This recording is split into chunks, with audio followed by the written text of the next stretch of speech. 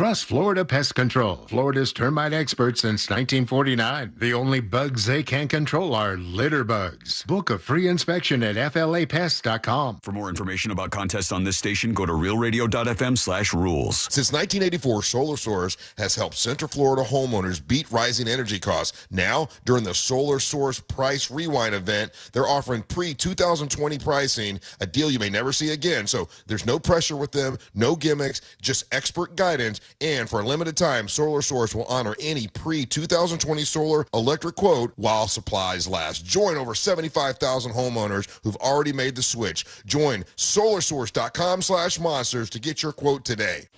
iHeartMedia presents the Fresh from Florida Groceries Giveaway. 50 lucky winners will each receive a $100 grocery voucher to indulge in Fresh from Florida goodness. Enter to win at iHeart.com/freshfromflorida.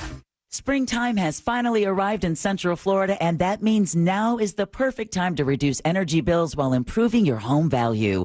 Renewal by Andersen's Acclaim replacement windows are crafted for homeowners who want the elegant strength and stability of wood without the high maintenance. And during Renewal by Andersen's exclusive 1-month only sale, when you purchase one window or door, you'll receive the second 40% off. Many homeowners say the transformation is immediate. Quieter rooms, regulated temperatures, and a level of comfort that can't be matched by others. JK says, love Renewal by Andersen, always professional, deliver as promised, and have such beautiful products. Their salespeople are top notch. And with 0 down, 0 payments, and 0% interest for 12 months, upgrading your home has never been more achievable. Hurry, this offer ends April 30th. Restrictions apply. Visit bestwindowsflorida.com to schedule your complimentary in-home consultation. License number CGC 1527613. We've all quit something before, like when you tried to learn Spanish, until you learned you couldn't roll your R's, or when you promised to hoop every weekend until you got clowned about that air ball. Some things in life are just easy to quit, but quitting cigars isn't. The high levels of nicotine in cigars make it hard to quit tobacco. We can help. Tobacco-Free Florida offers free tools and services to help you stay smoke-free. You may be eligible to receive free nicotine patches, gum, or lozenges. Call 1-877-YOU-CAN now or visit tobaccofreeflorida.com. Hey everybody, Jim Colbert here for my friends over at Life Imaging FLA. It is April. Easter is here. Man, dressing up, going to church, doing Easter egg hunts with the kids and the grandkids. That, my friends, is what life is all about. And that's also one of the main reasons you should get over to Life Imaging FLA and get this free heart scan. Just a few minimum requirements. It is a $699 value. And guys, remember, there are no dyes, no injections. As a matter of fact, you stay fully clothed during the entire process. These are the memories you'll reflect on for the rest of your life. So take a few minutes and make this appointment to get your free heart scan. It's so easy. Just pick up your cell phone, dial pound 250 and say the keyword free heart scan. That's it. Pound 250, say that keyword free heart scan. These guys will connect you in seconds. Then you can make that appointment that could change or save your life. And while you're there, please ask about their cancer screening as well, because there's no question early detection saves lives. Guys, don't miss out on those memories that haven't happened yet, man. A simple scan today can mean a lifetime of tomorrows. Have you been to Wasi's Meat Market yet? Wasi's Meat Market has hand-cut, never frozen quality meats. And they've been right here in Melbourne for over 30 years. Choose choice and prime domestic Wagyu, Australian Wagyu, and A5 Japanese Wagyu beef. Wasi's also offers sides, appetizers, and pies. Did I mention that everything is homemade, which will make your meal even more special? Stop at Wasi's Meat Market from 9 to 6 and Sundays from 10 to 4 at 830 North Wickham Road in Melbourne. That's Wasi's Meat Market. I move mountains for a living. Literally. That means I don't carry hand lotion, and when it comes to serious heartburn, I don't mess around with anything but Rolaids. Rolaids' dual-active formula has calcium carbonate and magnesium hydroxide that relieves heartburn fast. Yeah, you heard right. 2 actives for that powerful relief. And the best part? The roll fits right here in my pocket, so I can get back to moving mountains. Rolade spells powerful relief. Read each label. Use as directed. Keep out of reach of children. For all your plumbing needs, go to modernpi.com. Coming to you live from the JustCallMo.com studios. Injured on the go? Just call Mo. Need help after an accident? Visit JustCallMo.com or dial 1-800-CALL-MO. This is WTKS-FM HD1 Cocoa Beach, Orlando. An iHeart radio station. Guaranteed human. Someone's going to get offended. It's just the way the world works. So to hopefully save everyone a little time and or energy, here's this. The opinions that you hear are those of the host and callers, and not those of iHeartMedia, its management, or advertisers. The News Junkie is on. The three best friends you never knew you had, running through the most viral stories of the day. The News Junkie Sean Wasson with Sabrina and C-Lane. It is Wednesday, April 15th, 2026. Lots to get to today, from huge news about the show to more wild bombshells about the Doorbell attacker, and then major mailbox money from a big TV company, plus your calls, dispatches, emails, texts, and more. C-Lane is here. Hello. Hello to you. You can send us a dispatch. All you have to do is go over to thenewsjunkie.com, hit record on your first dispatch today. You can also watch the show on YouTube and twitch.tv/thenewsjunkie. Your message is rolling right into the studio in real time. And here we are on a Wednesday, everybody. All right. Today's going to be a weird one. So I want to start off in as normal a way as we can. I don't know how normal this can possibly be, but let's just give it a shot. Let's put our ears to the ground, our fingers on the pulse, and let's see what's happening in this great, big, wide world of ours. And we go to a political commission underway. And this gentleman is speaking at this political commission. It's a little heated, you might say. Things are not going very well. And he starts sweating on the brow, C-Lane. He starts to sweat on the brow just a little bit. And when you do that, you got to do something about it. Let's see what happened. Wipes it off with a towel, toilet paper or something. You have it. Oh, gosh.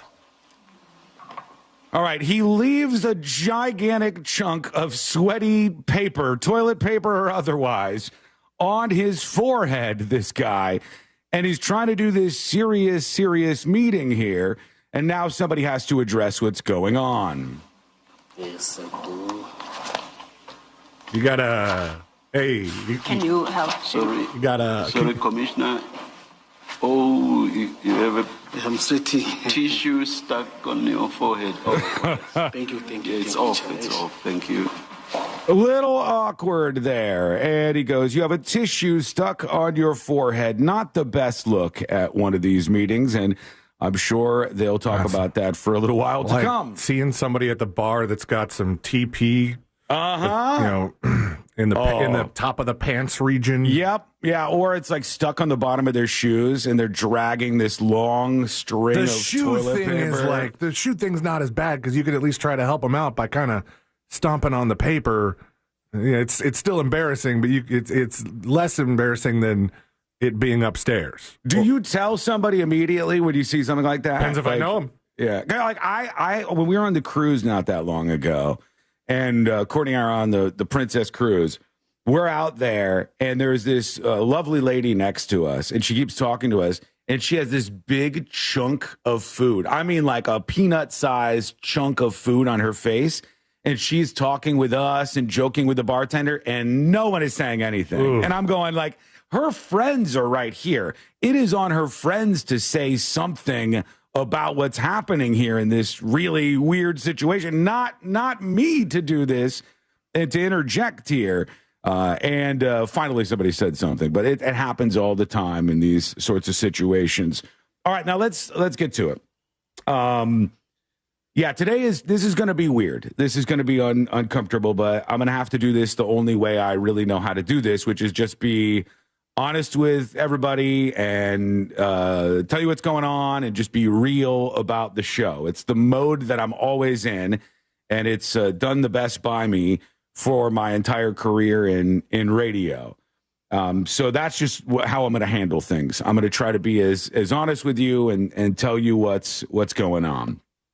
So after the show yesterday, Sabrina was let go from iHeartRadio.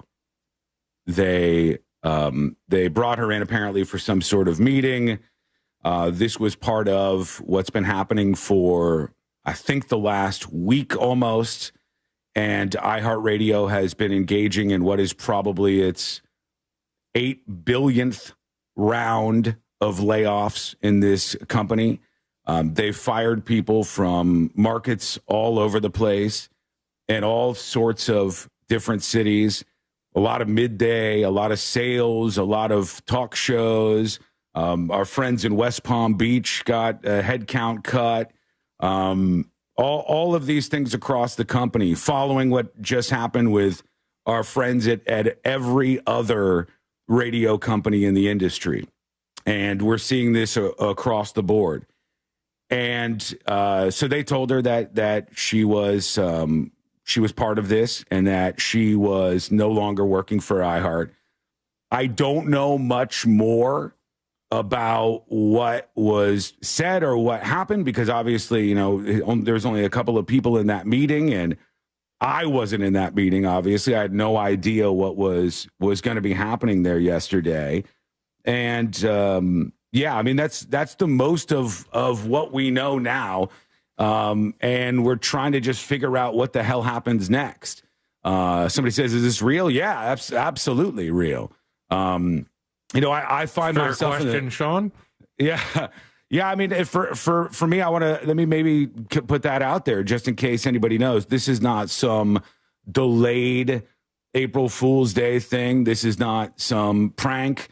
Previously, I had been able to keep everybody safe on the show throughout multiple rounds of layoffs with this company. And then they said, we're going to take every show down to 3 members. And then now I don't know if the move is for 2 members on each show. I don't know. I don't know exactly what's going to happen next with this company. This is what happens with the suits. This is what happens with corporate radio. It's the reality of being in this industry. It has happened to me at least 3 times in my career. I will tell you from experience, a lot of times you bounce back from it and it turns out to be a good twist in your career. And, I hope that's the case for anybody that this happens to with iHeart. And I'll tell you even more. The company's not done. Apparently today, there are more layoffs coming with iHeart. There are more people that are going to be affected by this. I'm not privy to who those people are, just like I wasn't privy to who was, fired before all of this. I wasn't spoken to. I wasn't talked to about this. There wasn't any conversations. The real brutal truth of this is that there's probably just somebody in New York City in a big high-rise building with a suit on, looking at a spreadsheet. They're making changes on stations that they have never listened to. They don't understand in any way, and they don't understand what's going to happen downstream of that.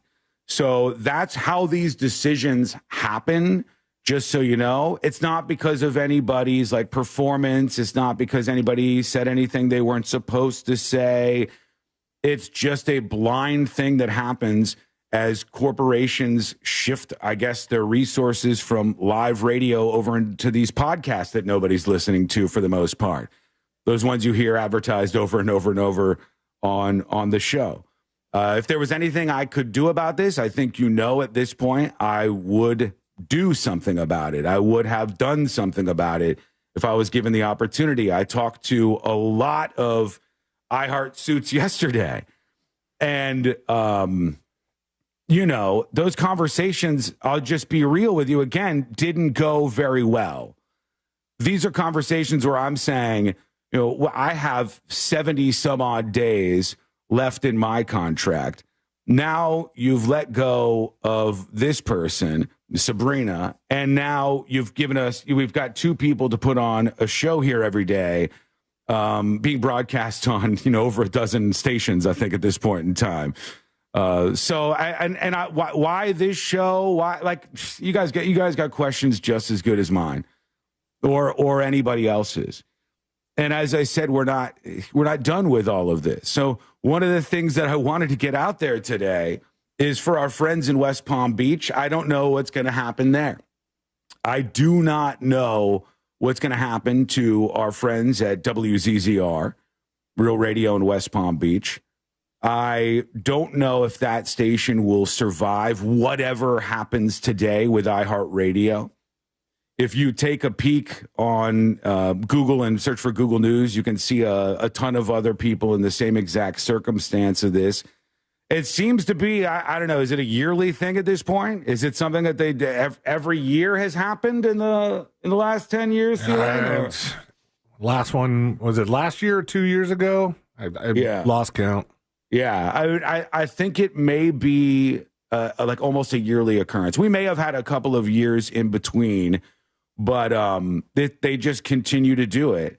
And I talked to some of the people involved in this yesterday, and they go, we've cut to the bone, and now we're cutting through the bone. And I go, well, at some point, you have to know that the bone gets cut and the body falls on the ground, and then, we don't know what happens after that. But this company has different interests, I think. So, as you know, I've been talking about my contract negotiations on this show quite a bit over the last couple of weeks, 3-4 weeks or something like that. And everything that I've said about that has been honest. I've been kind of frustrated because I've seen people going like, he's making this up. He's being dramatic. He's just, I'm like, guys, I am telling you the truth. I'm telling you the truth about what's happening with this company. I'm telling you the truth about what's happening with this show. I'm trying to be as honest as I possibly could in these circumstances that are very, very difficult. And sometimes you get people who are like, it's just a show. And I will take some blame for that. I mean, look, over the years, there's been a lot of stunts and a lot of announcements and a lot of that stuff, but this is, it's not a stunt. And so I have no idea what happens in a week, much less 70 days, much less the rest of this year. I will tell you the following. All right. Obviously, I wish Sabrina the absolute best. I'm sure she'll have some amazing opportunities moving forward. I'm sure she's very talented, that she'll end up somewhere else. And I will be happy to tell you wherever that is and whatever she's doing at that point in time. That's one thing that's for sure. I was texting back and forth a little bit with her yesterday, and I was like, look, I got nothing I can say, really. I don't know what to say in these circumstances. It's tough to come up with it, man. Yeah. And I 100% couldn't bring myself to do the thing that was like in the back of my head that was like, just ask ChatGPT what to say. Right. Yeah. I mean, it's like that kind of situation where you go, what am I supposed to do here in these circumstances? And like C-Lane so obviously didn't know what was going on. He ran into her after this was happening. Oh, yeah. And, tried to put the pieces together. Probably thought it was like fake or something at some point in time. But then you realize, no, like this is another round of people being fired from this company and the bloodsucker suits that run this operation sometimes. So, or all the time.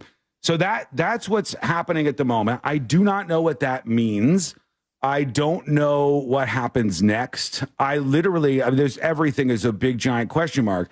I do know, and this is specifically goes to our friends in West Palm Beach, I am the person who owns the podcast. I am the person who owns the YouTube channel. Those will not change no matter what happens with this company, no matter what else happens moving forward in the next couple of days or weeks here. No matter what happens, those will be a place that you can go to see what's going on. The game has changed in many respects. These big corporations used to have more of a stranglehold on talent, but the internet and various platforms and even podcasting itself has allowed people to have their own way out to fight this. They used to call it being on the beach, but now you don't really have to be on the beach anymore. You can jump on the stage and people can follow you to wherever you go next. It is a reason why I sit from a seat in my own studio right now. It is a reason why I have registered trademarks for all the things that I try to protect on this show. It is a reason why I have in my contracts that the social media properties are mine and the podcast is mine and et cetera, et cetera. I could go on and on and on because you never know what's going to happen. And I feel terrible. I wish there was something that I could do in this moment or in the next moment. And I'll just let you know anything else that we hear along the way. We're going to try to do a show today. We'll take some of your feedback. We'll take your emails, your dispatches. We'll work in some stuff happening in the world as well. But I wanted to put that out there right off the jump and tell people what was going on. I know you're going to have a wide variety of opinions on this. I am telling you, without a doubt, this could have happened not once, not twice, but probably 5 different times over the years. And at this point, there was really nothing that could be done. The company just continues to cut. So that's what's happening today. Not a bit, not a prank, nothing else. But now it's out there. Let us know your reaction. You can email the show, tips@thenewsjunkie.com. You can send a dispatch and all the rest. Jeez. We do have... you said not a bit, and I remember like when we've done this as a bit and how uncomfortable I felt.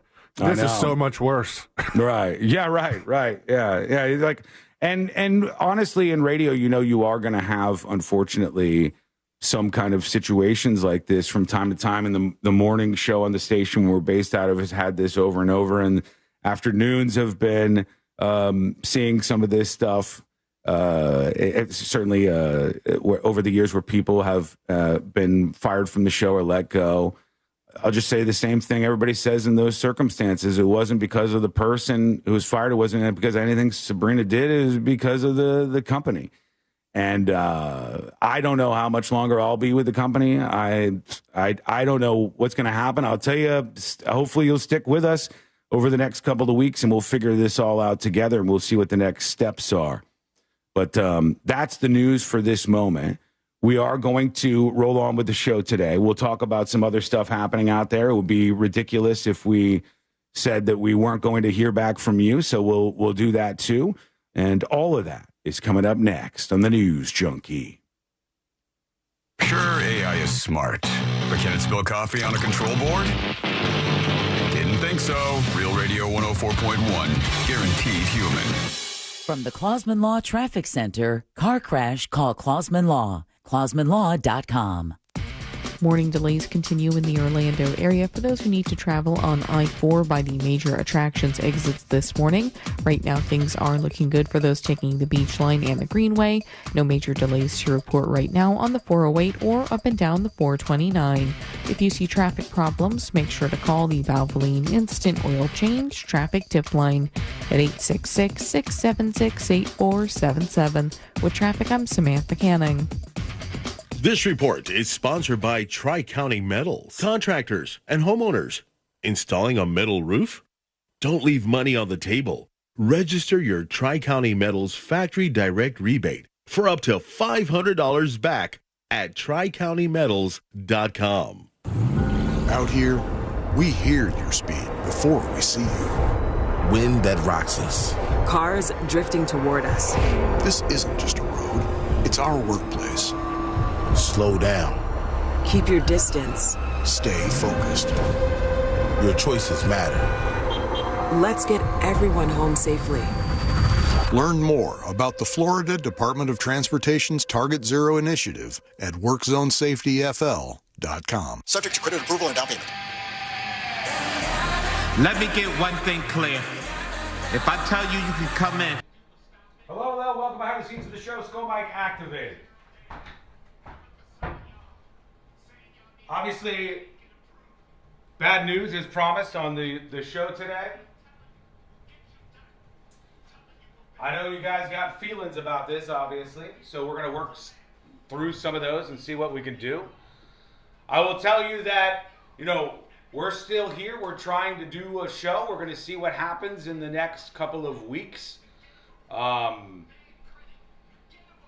this point, my responsibility is to make sure that what's left can hang on. So I'm going to have to stick to that. But,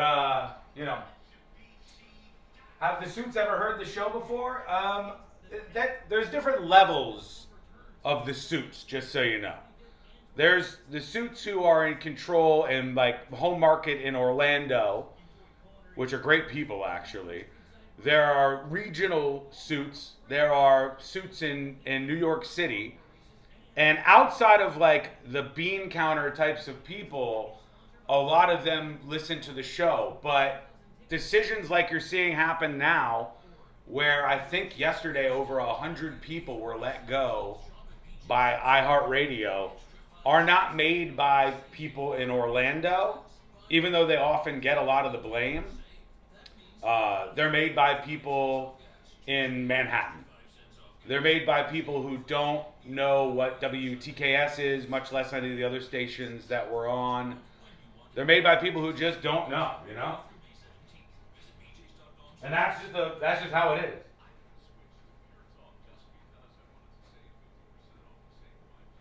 We can all go support Savvy on social media. Oh yeah, I would encourage you to do that. Not that you need my encouragement, but I would encourage you to follow her. I'm sure she'll have something to say about this. She's on Instagram, obviously, and Facebook, and all the platforms that you could look for. In fact, if you go to thenewsjunkie.com/share, I think they're all still up there. If you want to just follow her to see what the hell happens next. I don't know. There's only so many answers that I can give you today, but I'm going to try my best. 90 seconds and we're back live.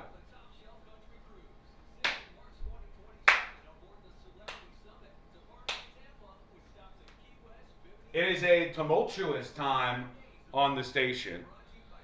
We still have Jimmy. Poor Jimmy's still sick in afternoons as well, so they've got their issues going on. More people are apparently going to be let go today. I don't know. I hope it's, nobody else that is attached to the show or the station, for God's sake. Millions of dollars funneled into podcasts, half of them that no one really listens to. I blame Wasi for a lot, but not for this. People are going to assign blame to a million different people. It's just a company that's going to keep cutting people. That's what it is, as will almost every other broadcast company out there. The money seems to be going to a handful of celebrities for podcast ideas and away from local radio shows, and the people who have built the company up into something that has allowed them to pay these podcasters ridiculous amounts of money, basically.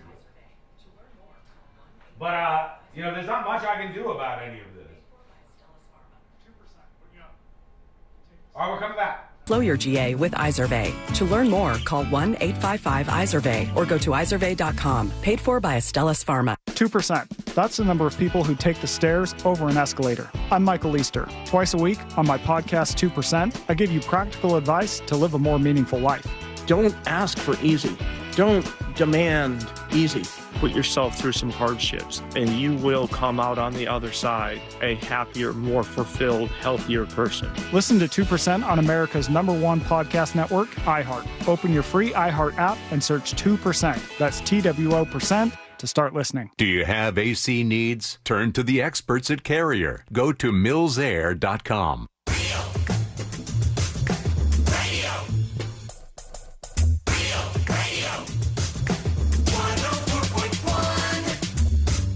Send him your tips and your deepest, darkest secrets. Email tips at the new.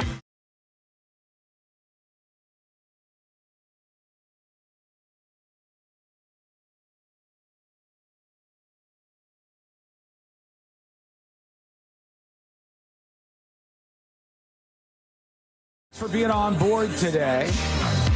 And we'll hear from you. Dispatches, emails, all the rest. We'll get to that here shortly on the show. You can send those over at thenewsjunkie.com.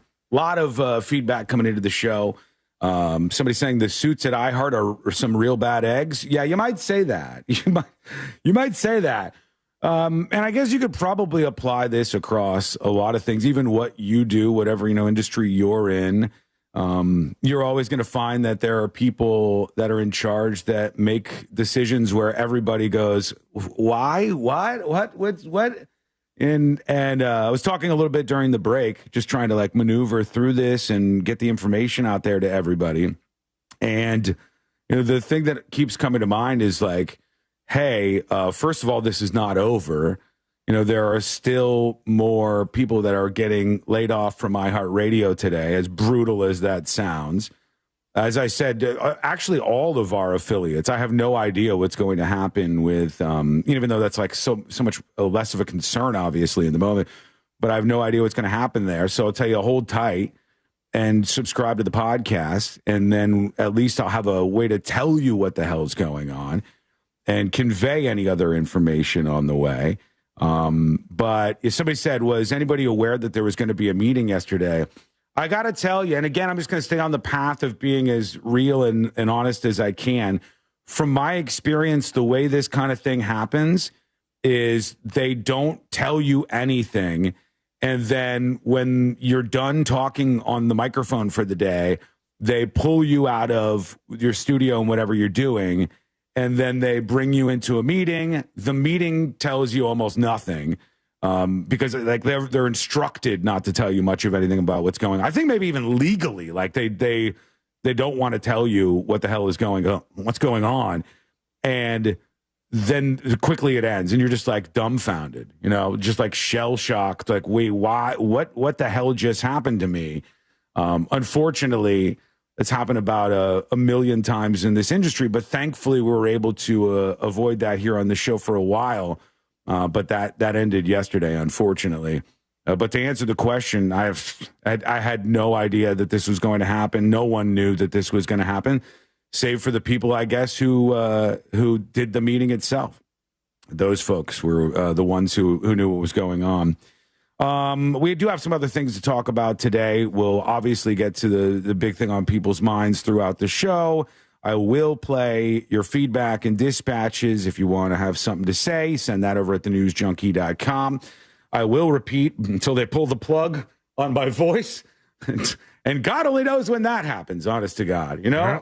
I will repeat that stay connected to the show and everybody on the show. And that includes Sabrina, obviously. Follow her on social media. I don't know every single one of her social media accounts offhand, but I'm sure she'll have some stuff to say about this. So I would encourage you to go to thenewsjunkie.com/share. And there is a big list of all of them. So you can follow her and see what the hell happens and what she has to say about this. But nobody knew. Nobody knew about this and knew ahead of time what was going to happen here, unfortunately. Not that there would have been anything that could have been done about it, at least as of now. I mean, you never know what the hell is going to happen, but at least as of now, this is the position that we're in. C-Lane, we talk on this show sometimes about your young son. I've told you he's become a meme around my house. I like that. No, I appreciate that. Where I say, you listen, Jackson, because C-Lane says to Jackson oftentimes, he'll be like, hey, you listen, Jackson. He's 2.5. Just about. 2.5. 2.5 a little bit shy old. of 2.5. He's almost to the point where he's kind of, he is talking to you, but he's not like coherently having a conversation, I would guess. Actual sentences are few and far between, but he's starting to string them together. I'm starting to make him string them together, honestly, because, he's very demanding. And he's gotten to the point where he'll just repeat himself in his demands over and over again. What is he demanding from you? He's tablet. The tablet. He wants tablet. Daddy, I want tablet. They're glued. They're addicted to the tablets. I mean, for God's sake, he's 2 years old and he knows what the tablet is. What's he do on there? Just watches YouTube or something? YouTube Kids. YouTube Kids, the safe one, allegedly. Well, we had to get rid of YouTube because some of the videos that, even though like he was tapping on all the kid-looking videos, some of the stuff that gets so much engagement on YouTube from kids is so weird, but they have cracked some kid algorithm or something where they just like they'll take the same sound effect and play it high-pitched and then low-pitched and then high-pitched and then low-pitched and you're like, what the hell is going on? And honestly, I was happy to delete YouTube because YouTube has shorts. Right. And that seems even worse for the little kid for whatever reason, No, it's worse for the parent because shorts are... this sounds silly to say. They're short, but they repeat over and over again. So if he doesn't keep swiping It's just the same stupid thing that has caught his attention, and he is not moving on. And I am losing my S. And then he's getting angry at you because he doesn't understand exactly what's going on. He's 2.5, for God's sake. I asked you this question because one of the stories going viral today and getting a ton of attention online, and I get why. Facebook, I mean, I understand Instagram, it here. Twitter, y'all see this? Is, in fact, a story about a mother who says, I took my 11-year-old to her checkup this morning, and the nurse asked me to step out of the room for a moment. So she said she's in the doctor's office with her 11-year-old daughter, and when she's, I think daughter, does it say? With her 11-year-old child, and she's in the doctor's office with her 11-year-old, and the nurse goes, can I get you to leave the room for the moment? Like the nurse wanted to be one-on-one with the 11-year-old child and wanted the parent out of the room. And she said, it's just for a moment. And the person posting it says, and I told her, no, thank you. Giving all the stories about children being abused, my husband and I have decided to never leave our children alone with anybody, even medical providers. Anything you need to do or say, you can do with me in the room. And this woman says of the doctor or the nurse in this case, she looked all miffed and just left, had no idea what her plan was, but she didn't feel the need to continue it with me present. And that makes me even more suspicious.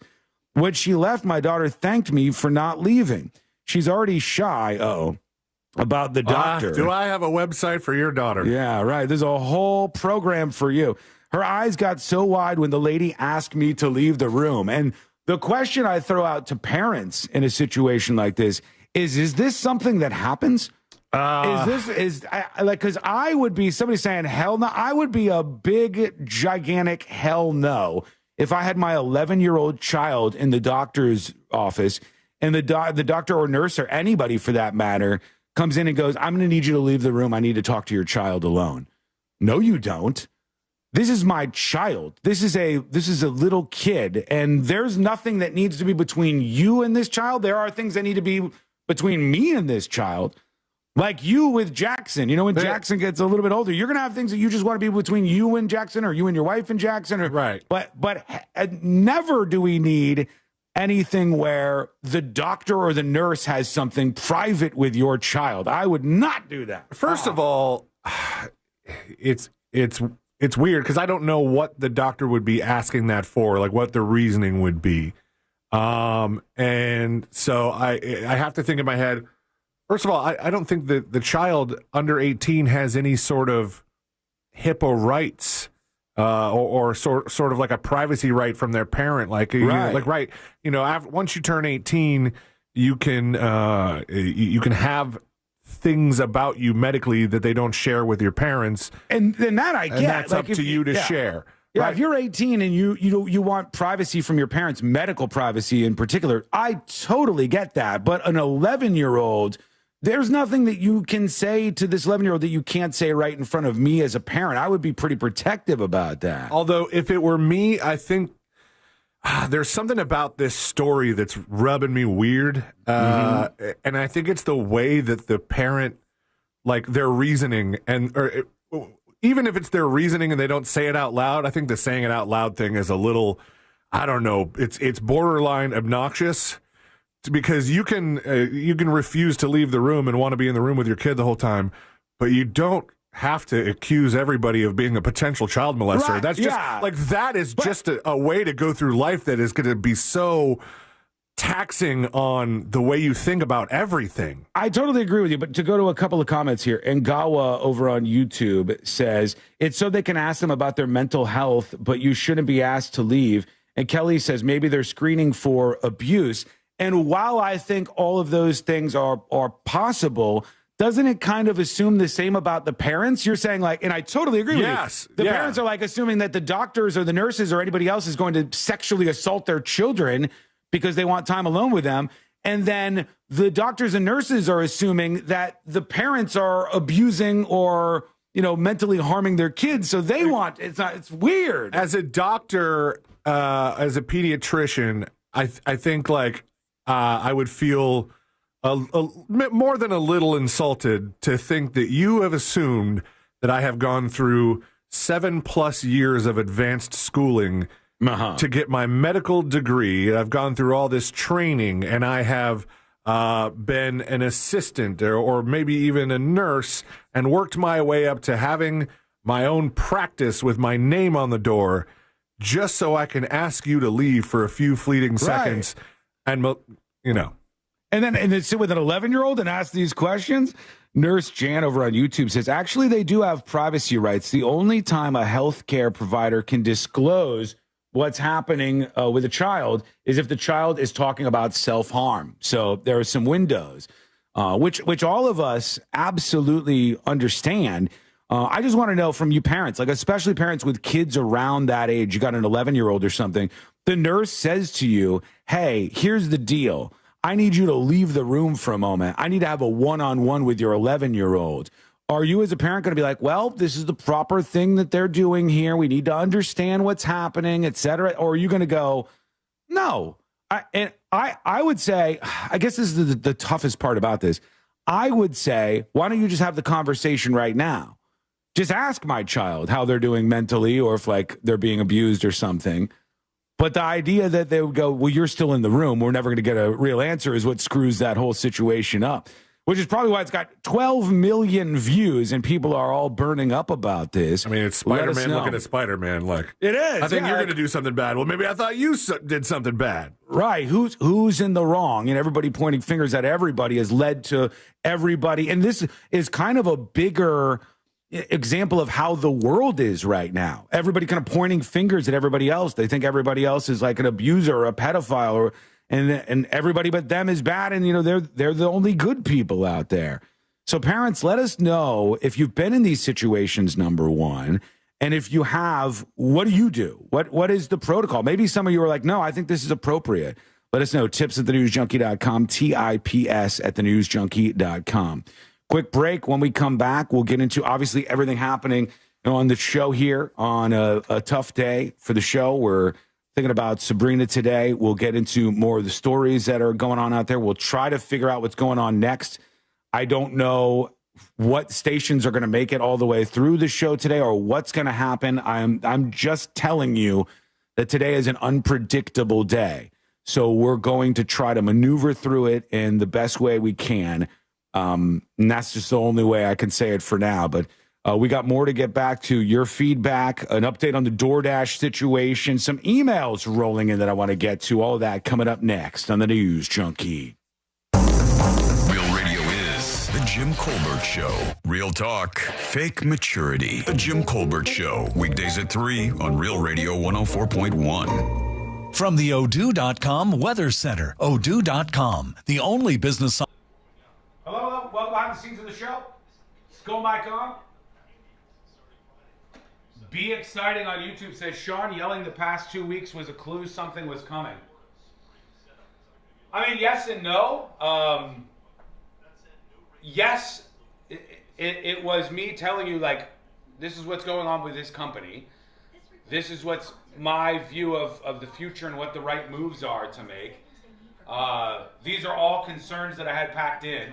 We've seen over and over and over the suits at iHeart just axe anybody with a pulse that they thought they could. Only hiring, and this is one of the most mind-blowing things to me, on a day where they fire all kinds of people across this company, they will literally put out hiring opportunity notices for just the sales department. So they will hire for the sales side because of the arrangements that they have financially with them. But they will cut absolutely everything else. And keep in mind, although everybody's going to get blamed for stuff like this, all this is happening with Jack Bradshaw, the program director at the station, out of the country, for God's sake. Jeez. So yeah, I mean, I was, and I still am, as I always am, telling people about this industry, about this company. A company that I've had to fight tooth and nail against every step of the way to get where this show is and to get where I want to be with the News Junkie. I've had to fight tooth and nail through all of that for the reasons that I've been trying to tell you about my contract. And it is a little frustrating that some people are like, I don't know about it. And then you see a moment like this, and you're like, oh, shit, they are bloodsuckers. Yeah. Yeah. Yeah, it's true.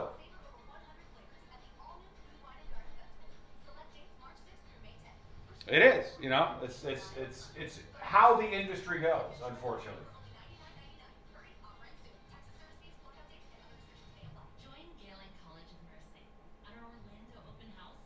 Can you do the same like Tom and Dan?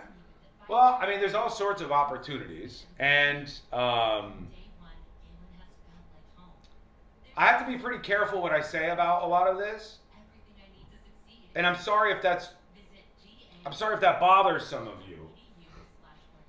But I have to be pretty particular and careful what I say, considering my circumstance, other people employed around me still, and just the company in general. But nothing is off the table.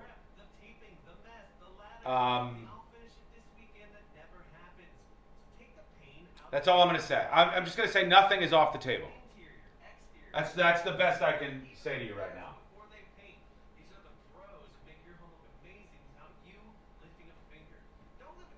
You don't owe anyone anything, bro? If that's directed to me, I mean, I don't know.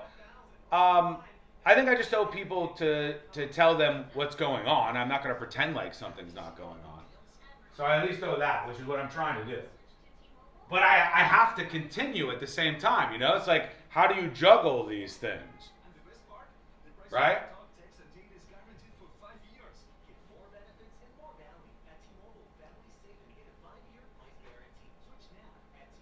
If Sean leaves, the whole show is gone. He is the news junkie. No one else can do that. It's always been the case that if I leave iHeartRadio, there is no the news junkie. There could be something different, but that's always been the case. Now, as far as Sabrina goes, this is a moment where I'm guessing her phone will be ringing a lot. There'll probably be some great opportunities, and I hope somebody throws a pile of cash at her. So today is one of those days. And I'll tell you from my experience, just to sort of put your head into that space as much as you possibly can.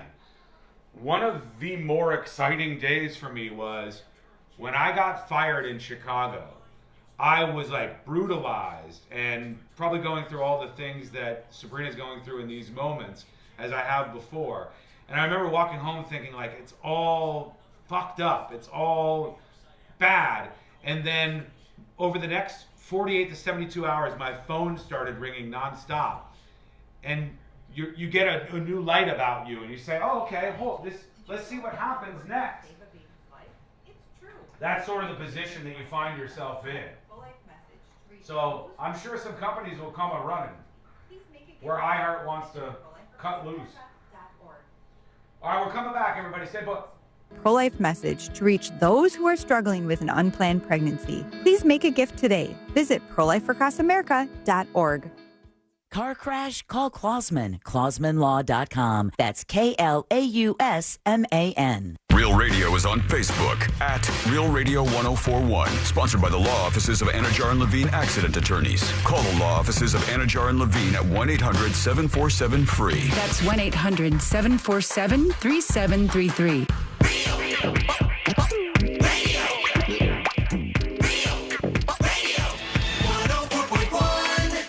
Occupying the space between high society and prison tattoos. This is the News Junkie.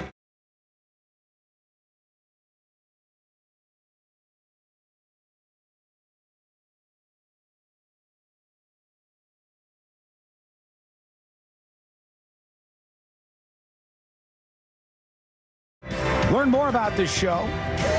Go over to the website, thenewsjunkie.com. A lot going on the show today and in the world. It's one of those days. It's one of those days in radio, and you just gotta kind of watch everything happen and see what you can do next. Companies like this can make you feel powerless sometimes, you know, and in the big business of radio. And I don't mean to talk lightly of any of this stuff, but I was telling a story a little bit during the break, and it's an absolutely true story of a time when I got called in, and I was thinking, oh, this is probably going to be a fun talk with a famous program director, my boss at the time, was a guy named Tom Langmeyer. Tom Langmeyer is like one of the most famous Midwest programmers that there is. He's been on every top talk station around there for a long time. And Tom Langmeyer brought me in. And he was like, "You're done. Your show is canceled, and you're out of here." And I was like, "Oh, I thought," and there wasn't even like, yeah, there wasn't even a hello or anything. It's just like right to it. And I left the Tribune Tower that day, and I was like walking Charlie Brown style with my head down, and I was like, "This is a nightmare. This is a terrible situation. I'll never recover from this." And within the next 24 to 48 hours, just your phone starts blowing up. You realize, the amount of people who are in the industry who are paying attention, who might want to do something different with you, and it does turn around in those moments. It does. There is another side of this, and there's probably a million things going through Sabrina's head today. Just being blindsided as the whole show was with that news. But the fact of the matter is, I hope she gets a bag from somebody to take advantage of the mistake that iHeartRadio has made here once again. And I'll also tell you, they told me afterwards because they wanted to jump on the phone with me. In fact, they were jumping on the phone with me right as the show ended yesterday. Right. And my phone rings and I go, "What's going on?" And then, as if this was some sort of hostage negotiation or something, it was like, you better take that deal we've given you. You better take the offering that's going on. You better make the deal now. Otherwise, you don't know what's going to happen next to anybody here. And I'm like, I don't know if you thought that was going to work, but it's not. In the moment, it's not going to be something that's successful right now. And there was a lot of conversations like that yesterday. I'll tell you if there's anything else we can inform you about. We'll get into more of your comments along the way here. I've seen more and more people reacting to something on the show yesterday, and that is the DoorDash situation. This stupid all over stunt, like this stupid stunt for DoorDash. They go to the White House. There's this lady there. She's doing all the role play stuff where she goes, "Hey, I'm here with your McDonald's delivery." And the president's like, "This doesn't look like a fake stage setup, does it?" And he's sitting there talking with this lady. And then the reporter said, "Did the White House tip good?" And she hadn't gotten any tips, so he gave her $100. And then everybody just starts diving. Who is this lady? What's going on? And the thing I saw after this yesterday, hold on, let me see if I can bring this up on Newsweek. And I'd never know, is there 5 people doing this or 5,000 people doing this? I saw a lot of people. I didn't pay attention super hard to the numbers that were being thrown around about how much she saved with the no tax on tips. But there's a lot of people, a lot of registered CPAs, on Facebook right now that are just going, "Well, she wouldn't need to do that because she makes less than this." And I was like, "Oh, it's a stunt." Were they challenging her actual story itself? Did she? I don't know. I forgot the claim she made. I think she was just like, "I like the no tax on tips thing," and it said it saved her $11,000. Now, yeah. I will take this with a grain of salt though, because if any week the general public is going to dip their toes into registered CPA status, it is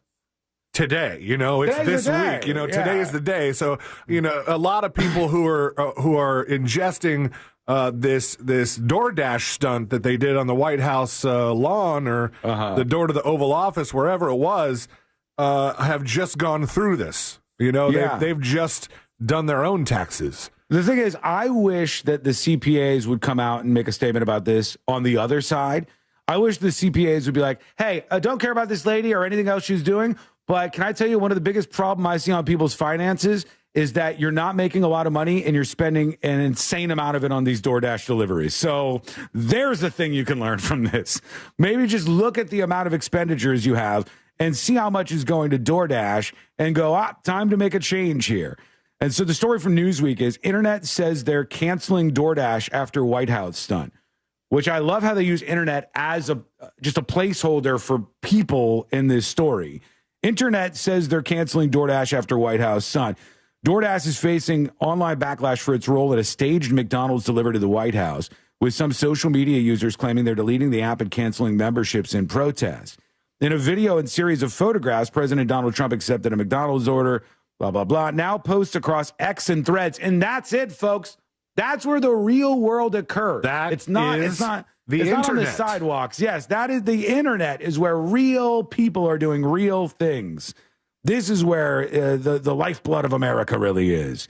Now in posts across X and Threads, users are saying they've stopped using the food delivery platform following the campaign, which critics described as political, awkwardly executed, and misleading. Newsweek reached out to DoorDash via email for comment. I guess they didn't say anything about this. And they show some sort of, I guess, journalist or somebody on Threads.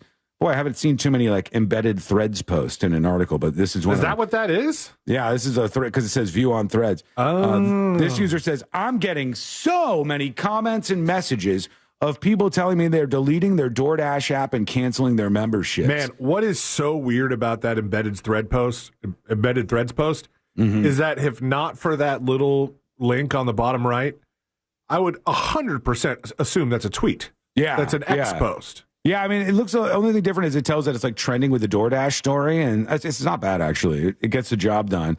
But the idea here, but I'm saying, like, if they didn't have those things, wouldn't you think that X would have some sort of legal recourse to say, like, hey, this is 100% our design? I don't know. Yeah, do they have like some sort of, can you have like a patent or trademark on anything like a design patent on that? Maybe. You might be able to. But he says, I'm getting so many comments and messages of people telling me they're deleting the DoorDash app and canceling their memberships. And they're doing a lot of them apparently because they're upset about the Trump tie-ins. You should do it for your bank account. That's what you should be doing this for. Who cares about the political angles about this and the political considerations? Those literally matter to nobody in the real world. But you definitely should delete it and cancel it because it'll be a little bit better for you financially. Get off your ass, go to the place, pick up the stuff, go to local companies, right? Go to local businesses, local food places. Spend your money at places that aren't big corporations whenever you can. Sorry if I'm a little anti-corporation today. Sorry if I'm a little anti-bigger business on a day like this. But take your money out of Silicon Valley and San Francisco, California, and a DoorDash subscription and bring it to the mom and pop store around the corner, restaurant or otherwise. That's what you should do. And if this is what prompts people to do it, I don't care. The outcome's still the same. The press event drew criticisms both for its execution and for its association with Trump. This says from Newsweek, some users say the campaign crossed the line, prompting them to take their business elsewhere. Have you done something with your DoorDash app or deliveries afterwards? Are you saying, enough's enough? Let us know what you think. Send a dispatch over at thenewsjunkie.com. A couple of emails real quick. Let's see what's on your mind.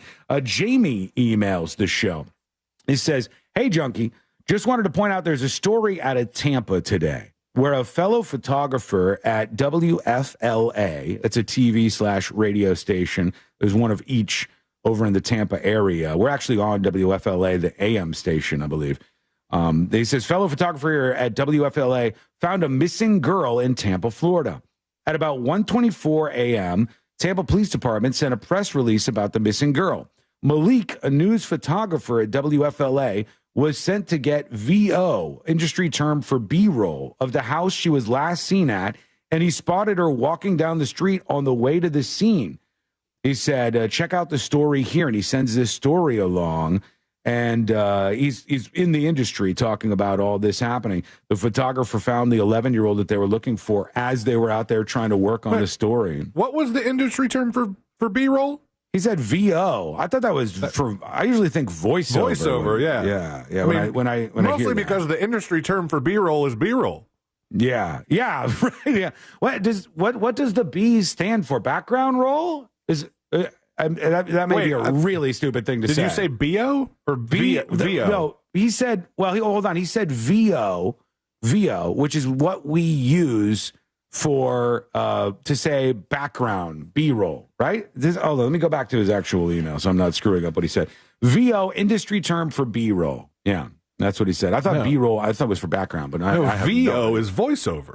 I know that. Yeah, I think of something completely different. We are really focusing on the wrong part of this story. Like, yeah, congratulations good on you for finding the little girl. Yeah. You saved a person, and that's fantastic. You know, sometimes media outlets, corporate media, sheds a bad light on even the local media outlets when they're doing great stuff like that. So shouts out to him.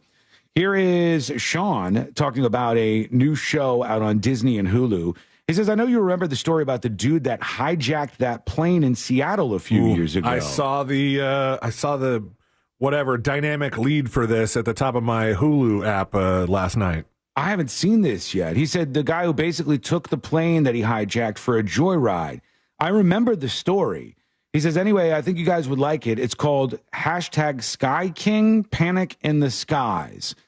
And he's emailing about this new show on Hulu.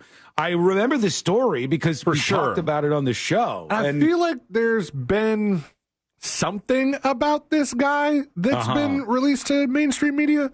Yeah. It's the guy Richard Bebo Russell, the 29-year-old dude that stole an Air Alaska plane or something. Yeah, and he was talking with air traffic control as he was flying around in this plane. It was a full-size passenger plane, right?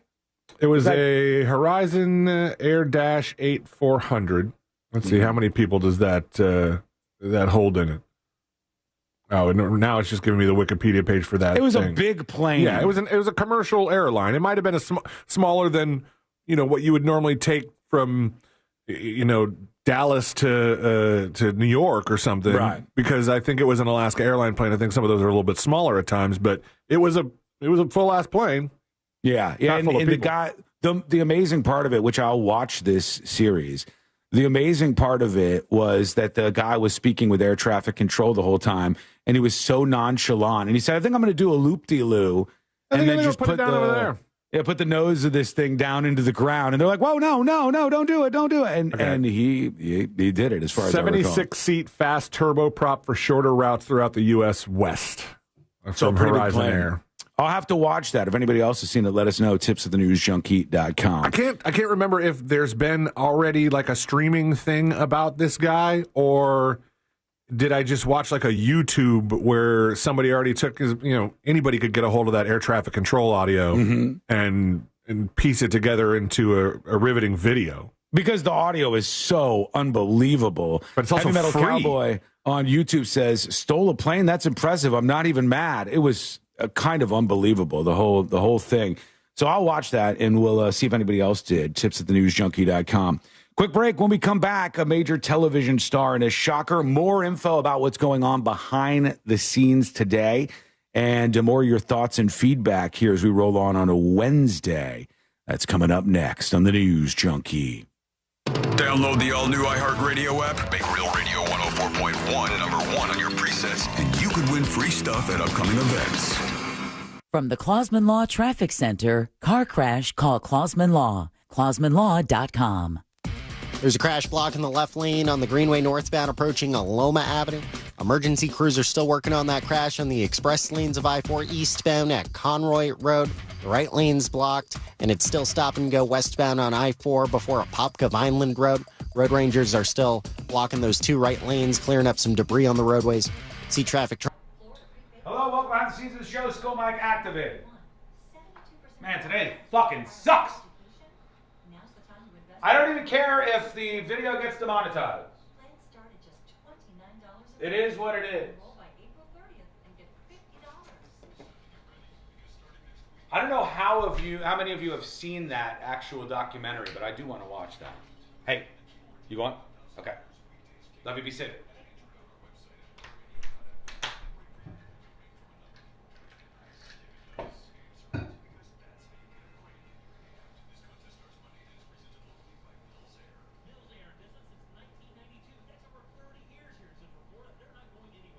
The ending is incredible. Yeah, but I guess the only thing is I know where it's going. Maybe a lot of people don't, though. I bet the average person doesn't know about that story, so. pretty engaging.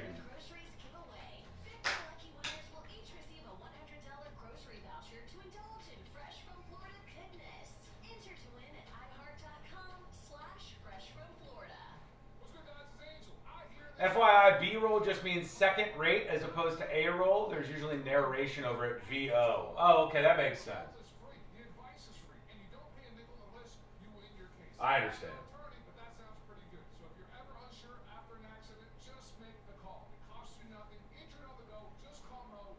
Bird Nerd hits it, I think, right on the head. I'll definitely be watching that documentary. The story is kind of sad but beautiful at the same time. Yeah, it's one of those. It's like... There's something about the guy's voice, and I don't know, there's something about like the tenor of his voice and the way he sounds in these moments, and yeah, and you want him to be able to save him, and it's just sort of an interesting thing. A couple minutes and we're back live on the show. I want to reiterate something here for folks. Go follow Sabrina. I'm sure she'll have something to say at some point in time. Go follow her on social media at thenewsjunkie.com/share, or simply search for her on whatever social media platform is your favorite spot. That's the best way in 2026 when you have something catastrophic like this happen. Go over to the other places and follow along. And I'll say, I don't want to put a positive spin on what is just definitely a negative situation, but I will say without a doubt, that is the saving grace, the only remaining saving grace in this industry, is that now we can build up social media platforms, we can build direct connections with our audiences, and when all hell breaks loose, you can bring people along with you. And that's why I think this kind of stuff is so important. Support people you care about. Follow them. And make sure you're creating another connection between you and the talent and not the company. You understand what I'm saying? Who cares if you follow a radio station social media site? Follow the talent directly on that radio station. iHeart is not going to like me saying that, just like they don't like me saying a million different things, but that is the truest thing I can tell you today. If you want to throw a lifeline to every Tom, Dick, and Sally that works on a radio station across this country, go follow them on their own personal social media platforms so that in the event of any sort of moment like this, you're able to say, hey, just wanted to let you know I cared about you. Just wanted to let you know I want to see what you're doing next. I'm excited. Do all of that. The best way around corporations is connecting directly with the person. Connect directly with the person every single time. I don't know if that makes sense to you. I've been in this industry a long time, so sometimes I might get swallowed up by things. I don't know if that makes sense like I think it does, but follow the people, not the product, to put it in a simple bumper sticker way. So go follow Sabrina on all the social media platforms. All right, we're coming back.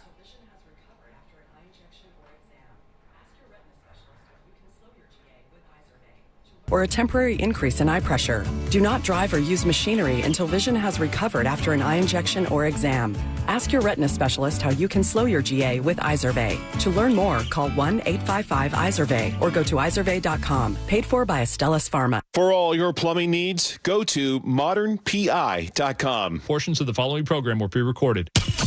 Live from the JustCallMo.com studios. Got a question after an accident? Just call Mo. Visit JustCallMo.com or dial 1-800-CALL-MO. This is WTKS-FM HD1 Cocoa Beach, Orlando.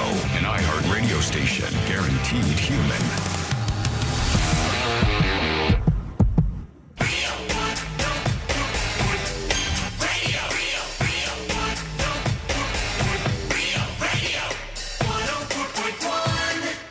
Watching the world burn with some friends since 2007.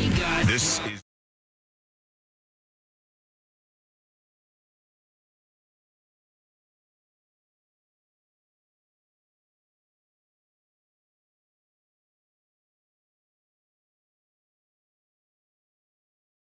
the world's most viral newsroom. Come hang out with us, learn more about the show, subscribe to the podcast. You never know when it's the last time you're going to hear from us. The podcast is a way to connect with the show or anybody else. I said this during the break. I want to say it on air. All right. I want to say this just person to person with you. When we see things like this happening, when we see corporations doing things that big corporations do and firing people, layoffs after layoffs after layoffs, when we see companies like iHeartMedia just saw through a base of talent and treat people like they're just, additives in a larger ingredient list. When we see those kind of things, there is one way that you can always cut through the nonsense. And I absolutely mean this from the bottom of my heart. Things have changed in 2026. All right. For people who get laid off, there are a lot of different opportunities, and you're not just completely severed from the audience that tuned in and listened to you. It's not about following the product on social media. It's about following the person. So I want everybody to take a moment, follow people you care about who are in radio, TV, and all the rest. Start with Sabrina. Go to thenewsjunkie.com/share. And when you follow those people, you create a bridge between you and them, not you and the radio station, not you and the company, not you and the suits, not you and corporate. You create an unseverable connection with the person who you hear every day on the radio. That's important, all right? That's the way you combat some of these things. You show the station that people have a connection beyond the airwaves. So I would encourage you to do that. And of course, this goes across the board. Like I said earlier, I don't know what's happening in particular in West Palm Beach or with any of our affiliates. I heard some things yesterday. I'm not privy to tell you what those things are. I didn't hear anything specific. It's not like I heard that somebody is going to get fired and they're about to get fired. I only heard that there are murmurs of things going on, just like I've seen happen over the last handful of days at iHeart. I got a text from my friend Eric the other day, and Eric told me, "Hey, are you okay?" And whenever I get a message like that, I'm like, "What the hell's happening?" And he goes, "Yeah, from him." I'm like, "Oh, he's on to what's going on here." And he goes, "Yeah, I heard there's more layoffs at iHeart." And I start looking this up, and I start seeing what's going on, and I see all these big markets: Washington, D.C., Tampa, our friends in West Palm Beach. And I go, well, maybe they're done. Maybe it's a smaller one. There's only so many people you can cut anymore before you have like so few people. Oh my God. In radio, there used to be live people all the time. There used to be people around the clock. There used to be people. I used to have producers who had producers, for God's sake. And eventually, it cut through all of that stuff. And so I started hearing about those first levels. And then, of course, I got the news yesterday about Sabrina, and then I heard it's not over, so that today there's more people who are getting that kind of bad news. So I want to tell you, if you're on one of these radio stations and you appreciate the show, you don't get a lot of time to say goodbye in this industry. It is one of the most brutal things that they do, and they're pretty mean about that, honestly. And that's why you have to find ways that you can connect with the show, that you can keep listening to it. In 2026, there's no reason not to. There's absolutely no reason not to be able to do that. So follow everybody personally. I cannot emphasize that word enough. Follow them personally on their personal social media platforms. So it doesn't matter where they are at or what company they're at or what project they want to work on or whatever is going on out there. It's the best way to make that permanent connection. So you hear me, West Palm Beach, follow along. You hear me, Vero Beach. You hear me, everybody else who's listening to the show today. follow along with everybody and follow the podcast. They can't do anything to the podcast. It's my podcast and my feed. They can't do anything to my social media profiles. Sabrina will be available through her social media profiles. C-Lane is available through his social media profiles. And I encourage you to make those connections. But I don't even just, I don't even just want to keep that relegated to this show because of what happens in this industry. I want you to think about that no matter where you are, no matter what state you're listening to. This is how you get around the suits. You hear me yelling about this stuff, and I'll take the hit for it. I know that sometimes I put on a show. I know that sometimes there's a lot of flash and there's like a lot of drama. And some of that is intended just to put on a program that people hopefully find entertaining. I don't know how many times you fake fired me. Like, exactly. And in the moment, because we begged you to stop giving out our phone numbers. Right. Yeah. Yeah. So, the only thing I can tell you is that this company makes a lot of decisions that I don't agree with. When I complain about the suits, I'm not bidding. When I tell you about the future of this industry and spoken word and music radio, know that it comes from a place where this is what I love to do. I have spent an exorbitant amount of money to build the situation that I'm in right now, the studio I'm in right now, to be able to have a disconnect from the corporations that control this kind of content. I have been told not to say certain things about this kind of stuff. I generally do not care about that. Why? Because there's at least some sort of backstop that we have. But again, make that direct connection. Make that direct connection with people who you hear talking to you every day. And if you like them, tell them you like them. Tell them you like them so it gives them a reason to continue on. Because far too often people only send mean stuff. Or people send something when you get something wrong. And they think that you're just getting adored nonstop. And that's not always the truth. So, go do that, please. Follow Sabrina. thenewsjunkie.com/share has all the links, I believe. I'll keep those up.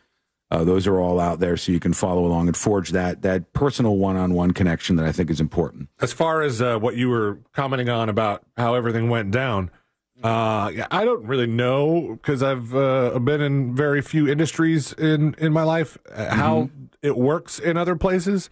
Yeah. But people seem to be so surprised, at least the few people that I talked to yesterday and was like, here's what happened.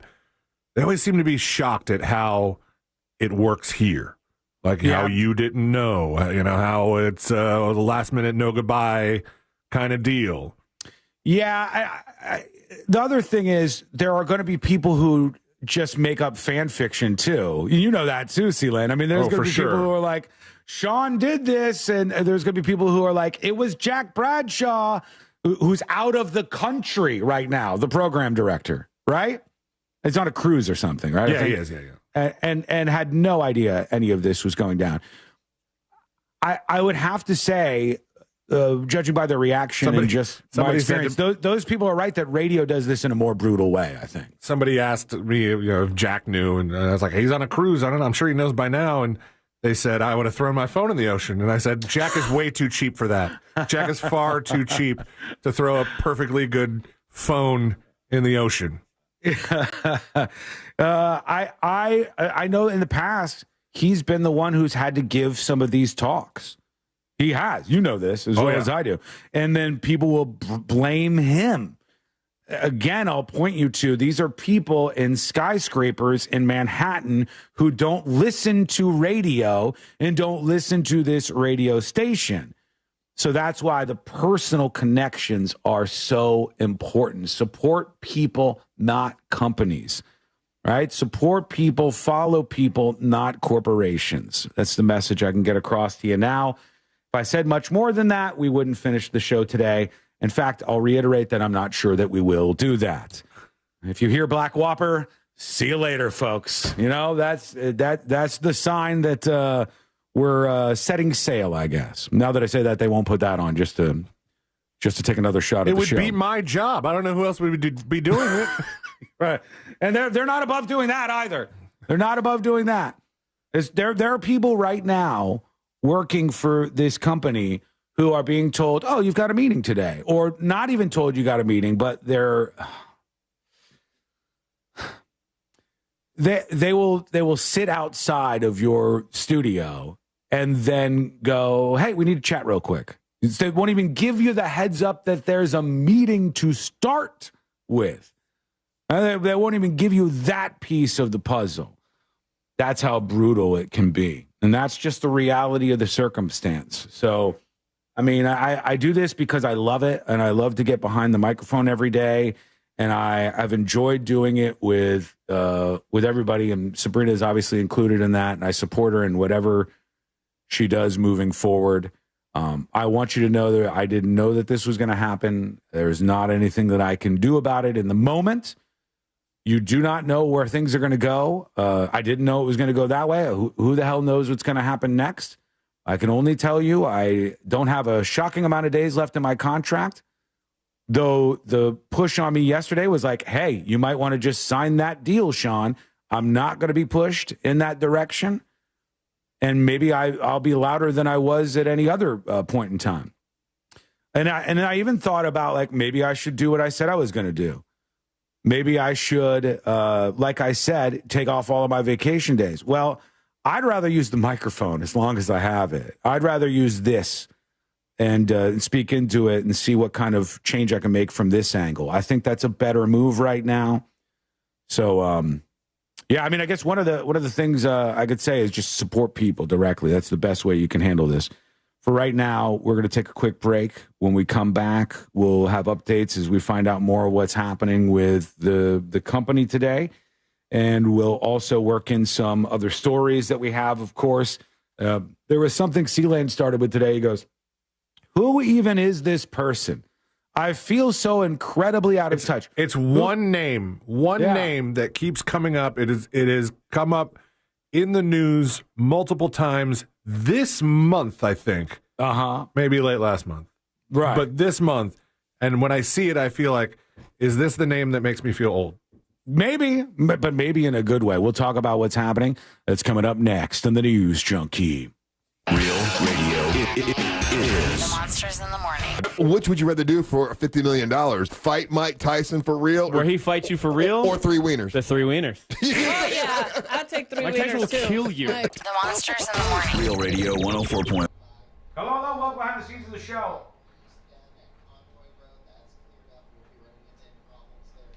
Fake drama to the max? Motherfucker, I wish there was some fake drama going on today. Kiss my ass with that nonsense.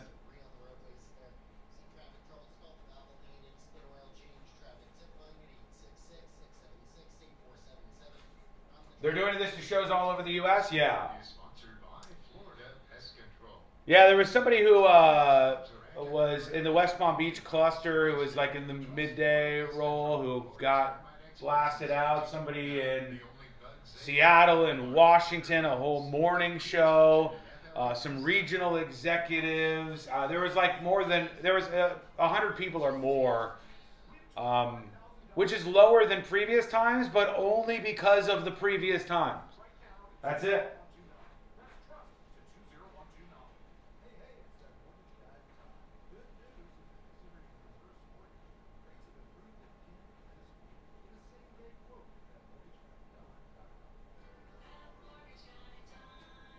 Been listening, my stomach hurts so bad I can't even chat. So no live Colbert. I guess Jim Colbert is sick. Yeah. I don't know how all that went down because I think Sabrina was supposed to be the producer on the Jim Colbert show yesterday. I don't know how they thought that was going to work. Would have been real brutal to have somebody work double duty and then go, hey, by the way,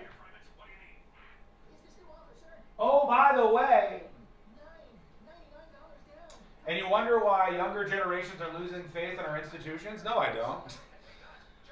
I only bright side it and put a positive spin on it by saying, while people are losing faith in almost every institution in our country, the bottom-up bubble is really happening with gatekeeping getting crushed in television, movies, radio, everything else you can think of. Stuff where you had no hope of making it on your own. In 1981, when I was born, the idea that a person would have a show outside of the corporate radio structure and have an audience, 0% chance of happening. Now, that is 100% chance that you can do something on your own if you'd like to do it. So while people lose faith in institutions, the internet connects us all and provides a bridge, I think, directly to the audience, which is what I'm trying to hammer home.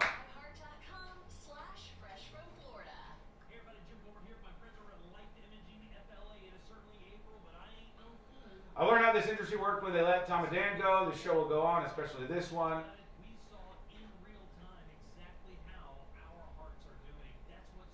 Well, they need more money for these BS podcasts that have tens of listeners, and that's being very generous. It does seem to be the case. They say that the emerging revenue comes from the podcasting side of all of these businesses. Their view of the podcasting side is a handful of podcasts that do very well, and then let's hire celebrities to do podcasts. Let's take the rich people in Hollywood and the comedians, etc., and let's give them even more money to do a podcast because they have an already established fan base. That seems to be the business model. I mean, I don't get that. For instance, I'm a big fan of The Office, right? I'm a big fan of The Office, the television show. You know that from listening to this show over the years.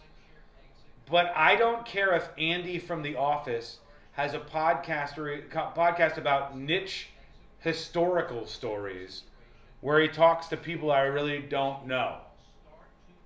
And honestly, I don't think anybody else does either.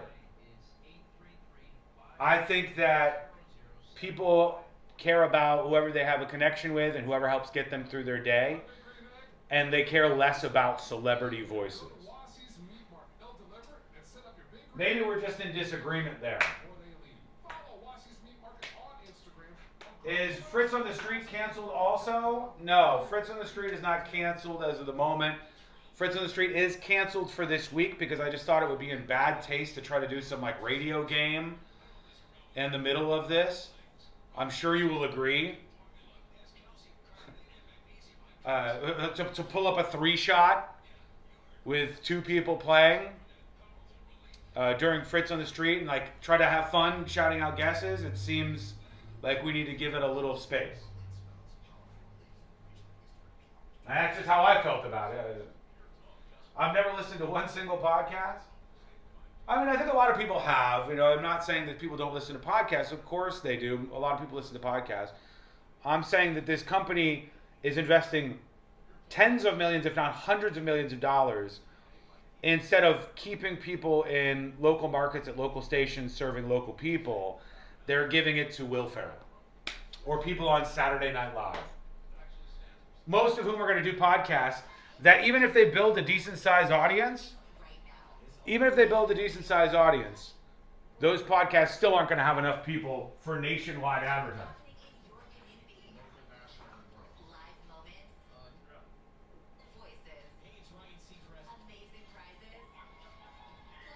What's happening in your community? Local, national, and world. Live moments. New development. Real voices. Hey, it's Ryan Seacrest. Amazing prizes. Plus, talk to your favorite host using the TalkBack mic. I have loved always hearing you guys. This is where culture comes alive. I listen everywhere on the app. Download the iHeartRadio app today. Trajan Wealth, your trusted local fiduciary advisor. Visit TrajanWealth.com.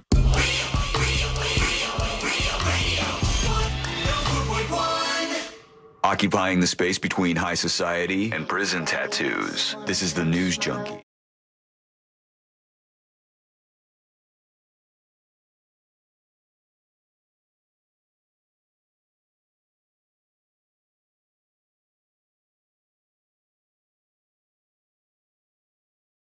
See, it's so good to be with you. Welcome into the world's most viral newsroom. Learn more about the show over on the website, which is at thenewsjunkie.com. C-Lane said this morning, I keep seeing this person's name all over the news. I can see that it's going viral. I could see that it's absolutely Facebook, all over the Instagram, place. Twitter, y'all see And he that? goes, is this the person who makes me old?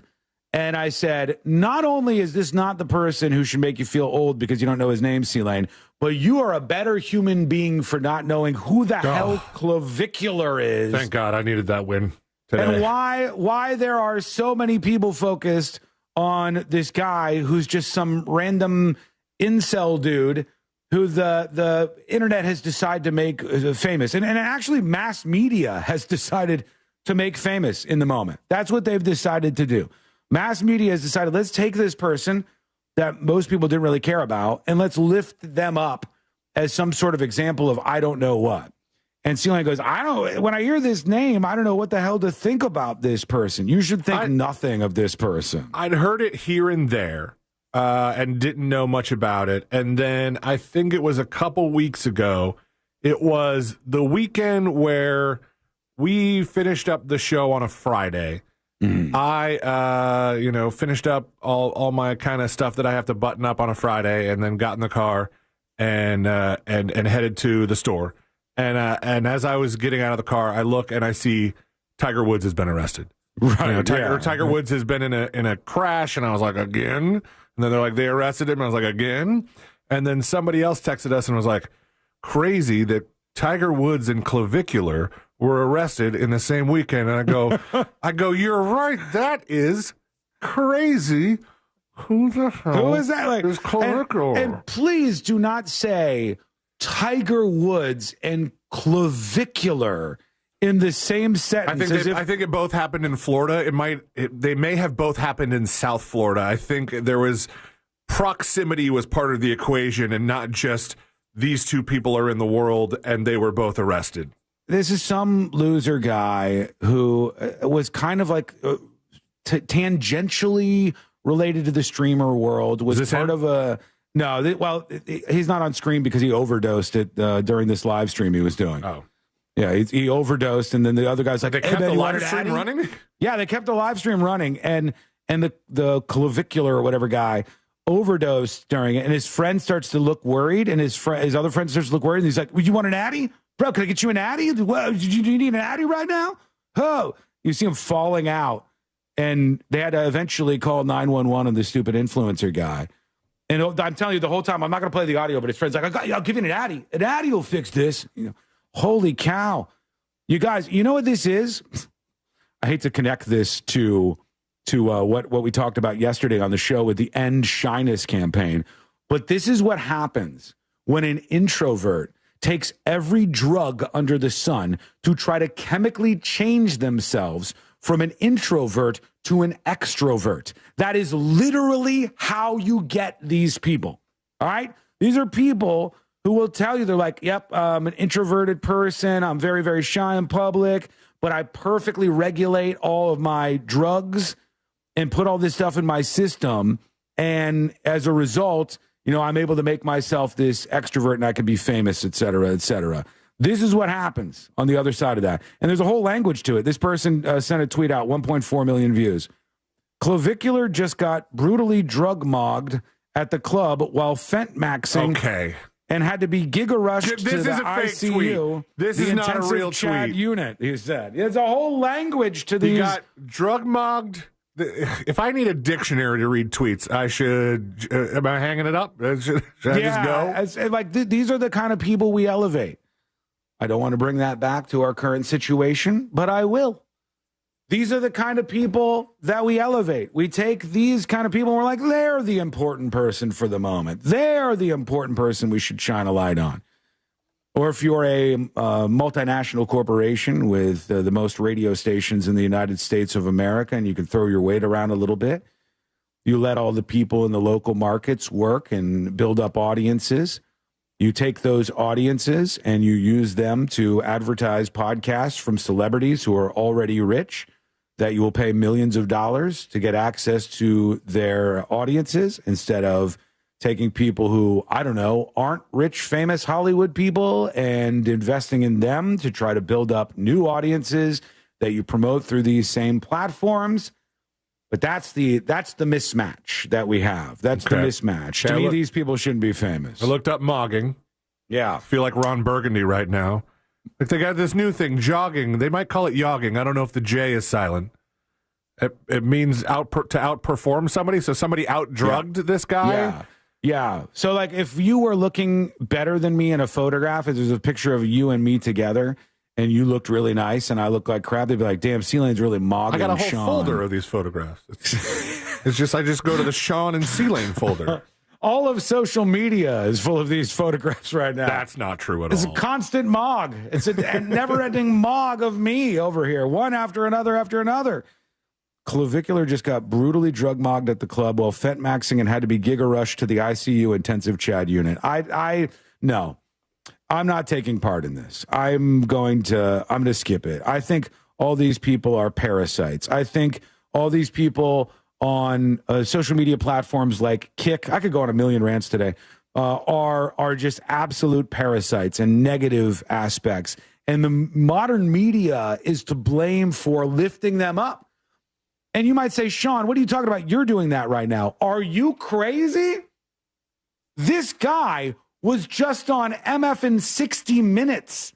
All right? 60 Minutes. I'm almost positive. He just sat down with 60 Minutes, a person who is famous for being an incel online and for focusing on looks maxing, which will teach your 12-year-old son to smash things against his cheeks so that he'll improve his facial structure. To be fair, he walked out of 60 Minutes after being asked if he was an incel. Yeah, but they tried to take they let the him high in the ground. door. Yeah, 60 Minutes, the institution that is more revered in news than almost anything else, they tried to take the high road and say, hey, here's what we're going to do here. We're going to call you out for being an incel during this interview when we've given you a platform on the most respected news program, all right? Where you can't have both of these. We were giving attention to all the wrong people. We are making all the wrong people famous. Those people are bad examples for your kids, for everybody in your orbit and in your world. And the mass media outlets are the ones who lift them up to put them in these positions where C-Lane has to go, what's a clavicular?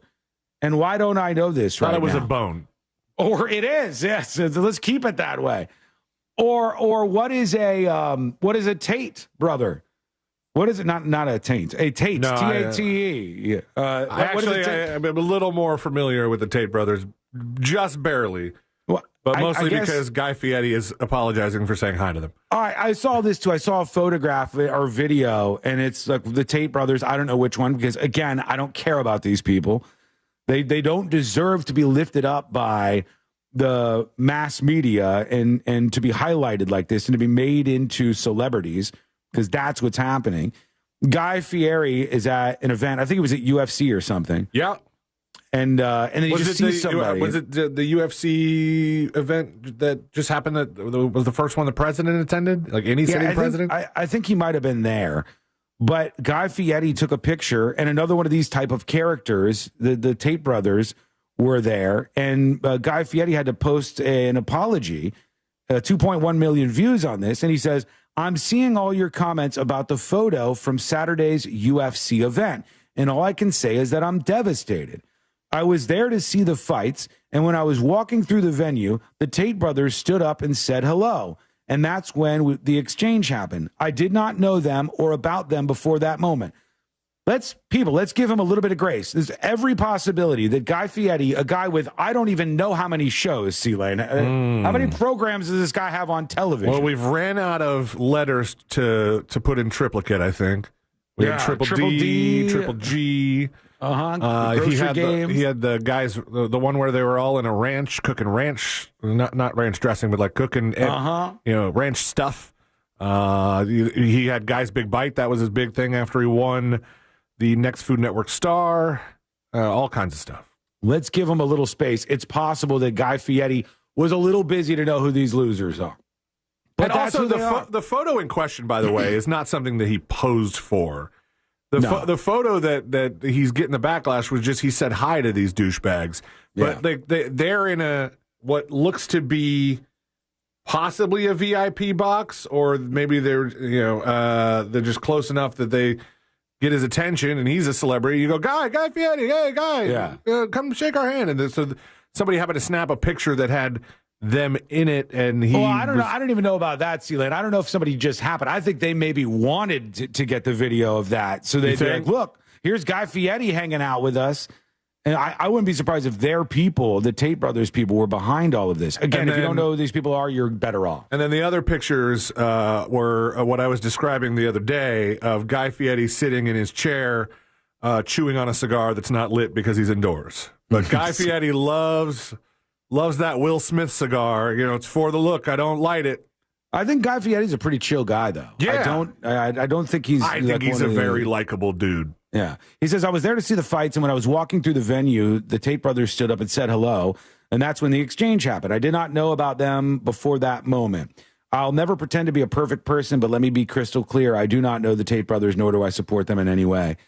Yeah. I mean, there's a clash of civilizations going on here. The internet world being embraced by big mass media like CBS and 60 Minutes, and highlighting these people and acting like they are important voices. It's just crazy. It's crazy how much this stuff gets echoed. Like, all this comes out of the incel communities, which are on a couple of message boards. If you don't know what an incel is, like, it stands for involuntarily celibate. So these are guys who say that they can't get laid, and that women are the problem, and they try to work together to come up with ideas to make themselves be able to get laid. Right? That's the whole thing about this incel community. And a lot of them are like, really mentally deluded individuals that don't understand that a lot of women don't want to talk to them in particular because many of them are like mentally ill weirdos. Most normal people don't have too much of a problem connecting with other human beings out there in the world. But these couple of forums where they have these people, these like offshoot groups and stuff, there's so few of them out there. And then they get elevated online, and people start saying "looks maxing," and they take all their language that they came there, that they created in this community, and they mainstream the language. So your kids are speaking the language of these fringe groups now. And then all the media outlets are like, "Ooh, this is getting clicks." So the New York Post and all these other outlets will do stories about these people. And then it goes all the way up to 60 Minutes interviewing somebody, and it's like, well, for what? What did this guy do? What of importance has he created? Did he find out what beer maxing was? Where he decided that he was going to drink one beer every 3 hours to perfectly keep himself at a level of drunk that made him less socially anxiety-ridden in some of the moments that he found himself in? One beer every 3 hours. I don't understand it either, C-Lane. I don't understand it either, but here we are. It's a day of that reaction.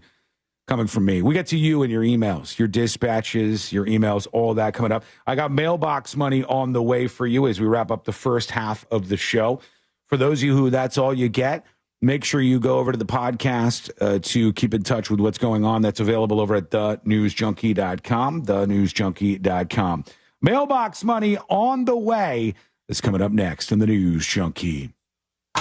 Coming up tonight on Real Radio at 7, it's a corporate time with Tom and Dan, brought to you by Gringos Locos and Modern Plumbing Industries. At 8 p.m., it's Good Sauce with Ross and Joel. Hello, welcome to the show. Hey. There we go. That's about time. Let's just be real, it's a shitty day on the show.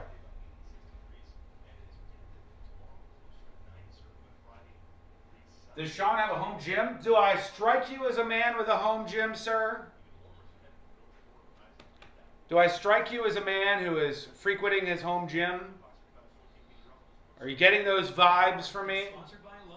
I didn't think I was putting them out there. 3 free bags of Miracle Grow 0.75 cubic feet garden soil when you buy 3. That's 3 free reasons to lock. I read on the BBC that the money they seize from these creeps is being used to combat violence against women. I don't know what's what. I found it's best to completely and totally ignore people on this level, right? Like the gross kick streamers, the manosphere types, these people who are trying to be as offensive and obnoxious as possible to get the negative spotlight on them with the intent of monetizing that down the road. It's because I think creating a culture where saying the most offensive, disgusting thing you could possibly think of makes you rich and famous is the exact opposite of the culture we should be fostering in the United States of America. But that's just me.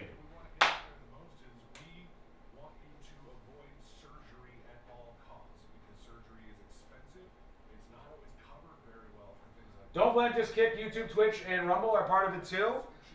Part of the ecosystem, but you know as well as I do, a lot of the nefarious characters do tend to go over to kick for some obvious reason.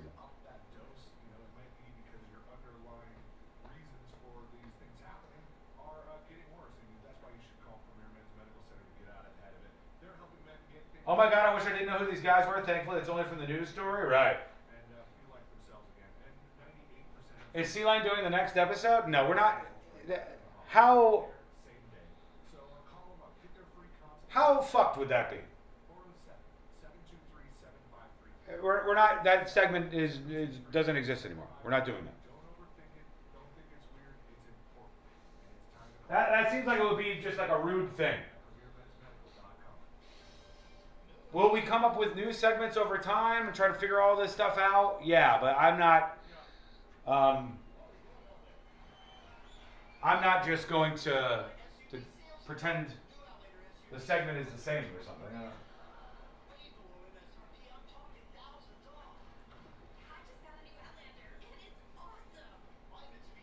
Yeah, that would be weird. I'm not feeling doing that. The goal right now is to try to figure out what the hell is going on. What is happening literally right now?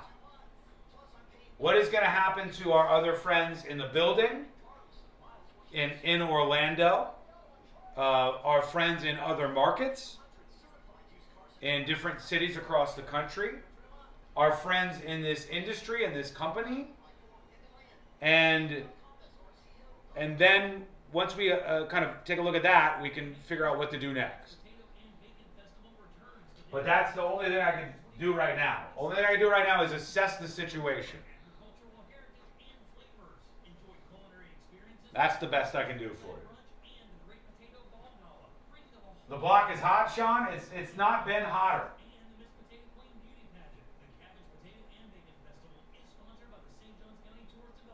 Whoever said earlier to change iHeartRadio to I hate radio, you deserve a BJ. What the hell?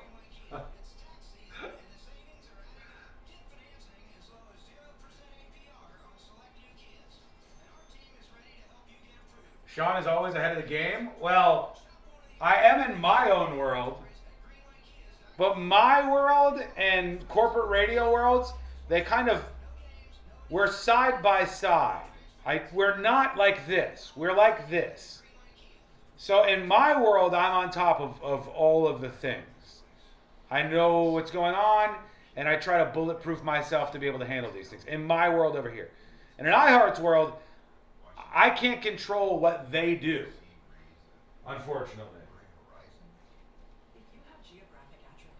You know, what happens is like they will just go reduce, they'll have a meeting with the CEO and everybody down below him, and they'll say we need to reduce headcount by 8%. If we reduce headcount by 8%, we'll be able to pay off more of our debt balance, and we will be able to better position ourselves with the rising podcast sector for the next 5 years. And then after this, after today, they'll do what they always do, which is come back to us and go, you know, you guys survived. Look, there's no more of this coming. It's not going to happen again.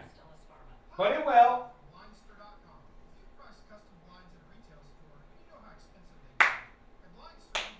It will. Got to trust your gut? Yeah, I mean, I don't know what else I can do. All I can say is follow everybody personally right now. Take a moment of your time and follow everybody personally.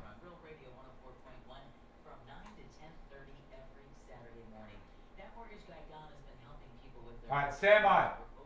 radio show right here on Real Radio 104.1 from 9 to 10:30 every Saturday morning. That mortgage guy, Don, has been helping people with their mortgage needs for over 20 years, including myself. And if you miss an episode, don't worry. You can still listen to the past 170 plus informative episodes at thatmortgageguydon.com or wherever you download podcasts like the free iHeartRadio app. It's peace of mind right there at your fingertips at thatmortgageguydon.com. Don't miss the boat, compare your quote with thatmortgageguydon.com. Real Radio is on Instagram at Real Radio 1041. Sponsored by the law offices of Anajar and Levine Accident Attorneys. Call the law offices of Anajar and Levine at 1-800-747-FREE. That's 1-800-747-3733.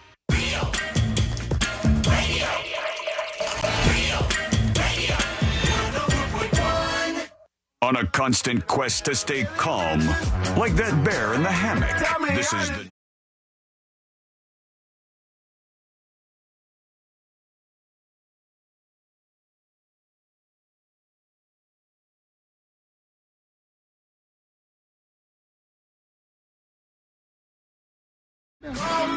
You'll learn more about the show, as I always tell you, over on the website. That's at thenewsjunkie.com. A lot of people are saying, what's next? And while I'm a man who sometimes has answers, I don't really have an answer as to what's next. Right now... It's kind of what everybody who is put in this situation just goes through. Right.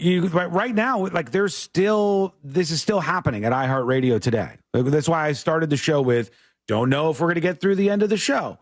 Don't know if we're going to get to continue to broadcast on some of the affiliates that we're on, because who knows what happens to them.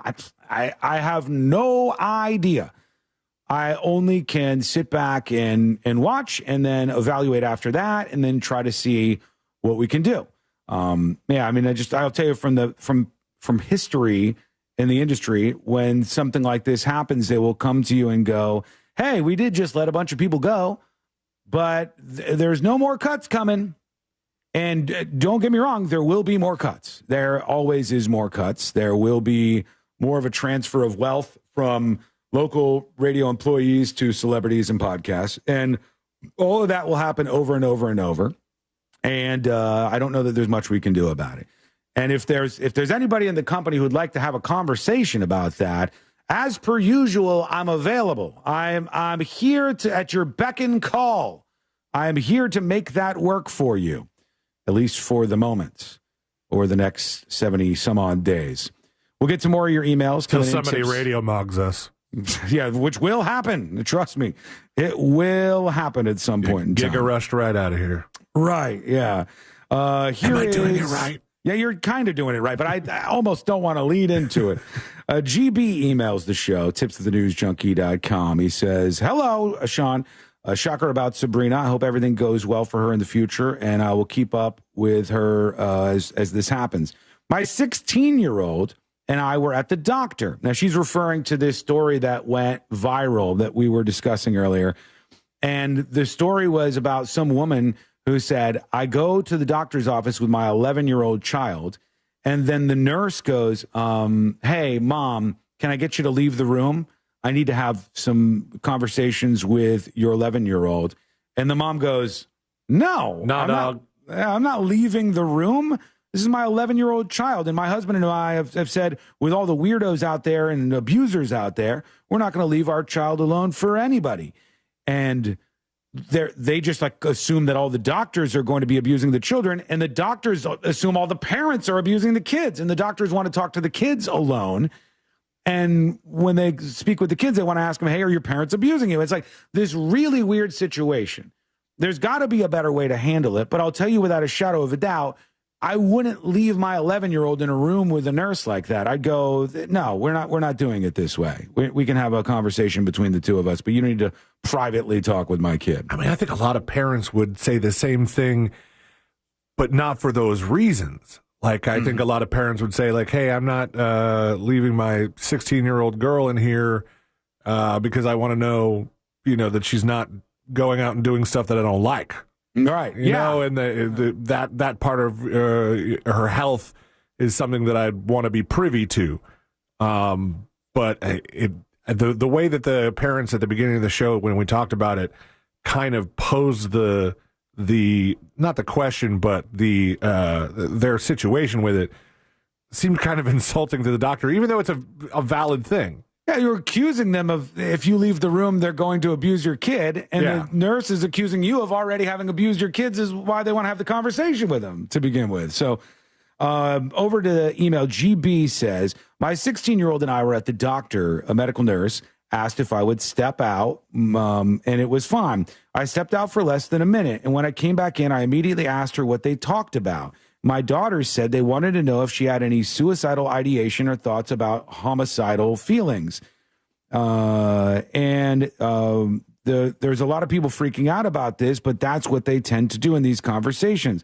This feels not good. However, there's a ton of kids that need to tell someone that, and they can't tell their parent, and that's what this is for them. Is the nurse, when you're getting a checkup at the doctor's office, the best point person for that, though?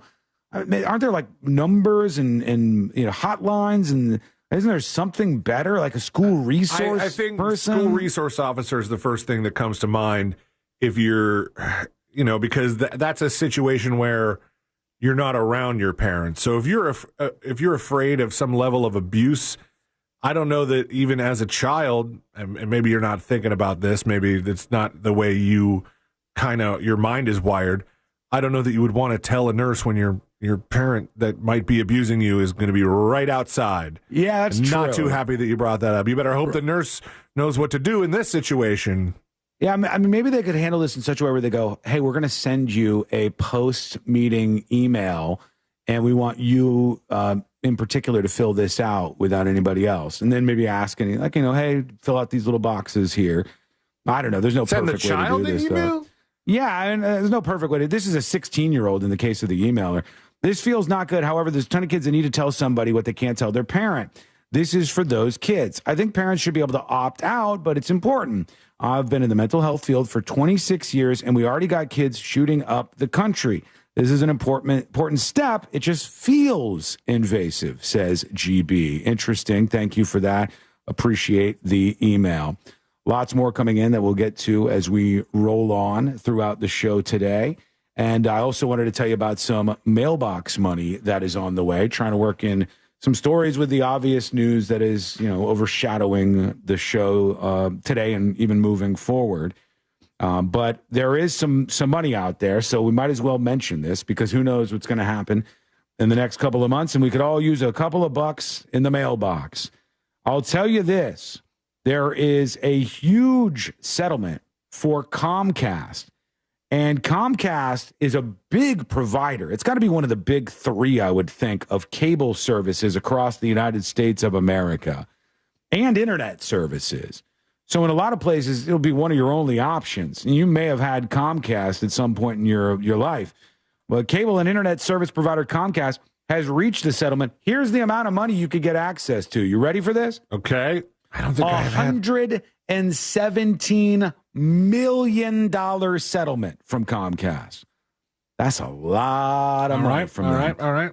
I want some of that, please. $117 million settlement after a major data breach exposed customers' personal information in October of 2023. Does it say, is it specific about any of Comcast brands or properties that this might affect? Because there's a lot of branches on the Comcast tree where you might hear this and go, I've never had Comcast cable, but you might have had, Peacock. Yeah, and that would be Comcast, right? Yeah. Like there's a lot of tentacles that they have, and that account would be related, I think. I said branches. That was fine. Branches and tentacles. What's the real difference, okay? Well, Comcast has more than 8. According to the lawsuit, Comcast did not have sufficient security measures in place, violated multiple laws, and failed to properly notify customers after the incident. The company denies any wrongdoing or that it broke the law. So if you were a customer of Comcast or anything up underneath them, you could get money for out-of-pocket expenses. You could get payments up to $10,000. Hit the brakes. a lot of people aren't going to get $10,000. This is for like the people who really want to go the further. The most monumental mailbox money. Yeah, we'd ever talked about. Trust me, I want $10K on my mailbox too, but that's a far-fetched one. If you don't have any documents, you can opt for an alternative payment of $50, but that could change depending on how many people file a claim. So go over and Google Comcast cable and internet settlement for the data breach of October 2023, and you'll be able to fill all this out and get yourself some mailbox monies. Because you know what? Why the hell not? We'll see what's happening in your world. Lots of feedback coming in, as you could imagine. So we will read one of these emails. In fact, a whole bunch of them. When we come back, play some dispatches on the new dispatch recorder. Hopefully loud, clear, crystal clear. We'll see what you have on your mind. That's coming up next on the News Junkie. Make Real Radio 104.1 number one on your presets on our all-new iHeartRadio app and get cool stuff at Real Radio events. Get the app for free in your app store. From the Clausman Law Traffic Center, car crash, call Clausman Law. ClausmanLaw.com. The ramps reopened from I-4 eastbound to the Longwood Lake Mary rest area. Just look out for road rangers off to the shoulder. There's a crash getting cleared up on the ramp from 408 westbound, I-4 westbound. The off-ramp right lane's partially blocked. You won't be running into any issues on I-4 westbound approaching Apopka Vineland Road. The roadways have been cleared there. See traffic troubles? Call the Valvoline Instant Oil Change Traffic Tip Line at 866-676-8477. From the Traffic Center, I'm James Birmingham. This report is sponsored by Fresh from Florida. You can depend on Florida farmers. Our farm is where we live and work. It's where we raise our families and provide for yours. When you shop for Florida-grown fruits and vegetables, look for local. Choose Fresh from Florida, the homegrown brand of Florida farmers. This earful of Real Radio is brought to you by JustCallMo.com. Injured on the go? JustCallMo.com. Springtime has finally arrived in Central Florida, and that means now is the perfect time to reduce energy bills while improving your home value. Renewal by Anderson's Acclaim replacement windows are crafted for homeowners who want the elegant strength and stability of wood without the high maintenance. And during Renewal by Anderson's exclusive 1-month only sale, when you purchase one window or door, you'll receive the second 40% off. Many homeowners say the transformation is immediate. Quieter rooms, regulated temperatures, and a level of comfort that can't be matched by others. JK says, love Renewal by Anderson. Always professional, deliver as promised, and have such beautiful products. Their salespeople are top notch. And with 0 down, 0 payments, and 0% interest for 12 months, upgrading your home has never been more achievable. Hurry, this offer ends April 30th. Restrictions apply. Visit bestwindowsflorida.com to schedule your complimentary in-home consultation. License number CGC 1527613. Hello, welcome behind the scenes of the show. iHeart is effing killing me with this BS. Brother, welcome to my world. Sam says, things keep going this way. Celine's going to have a solo show. Buddy,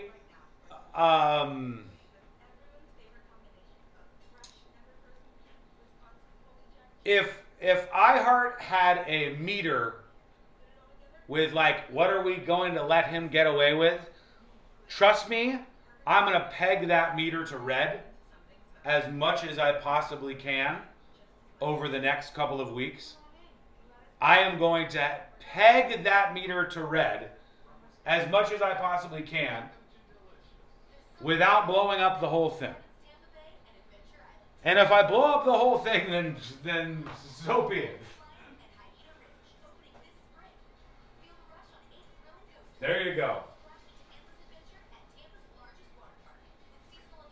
Jeez. Yeah, I'm sure there will be some conversations to be had after the show.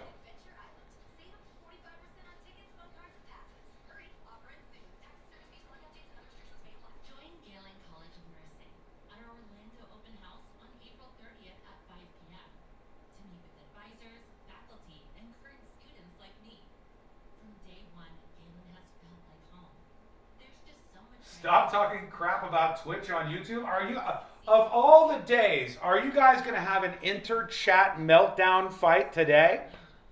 Of all of the days?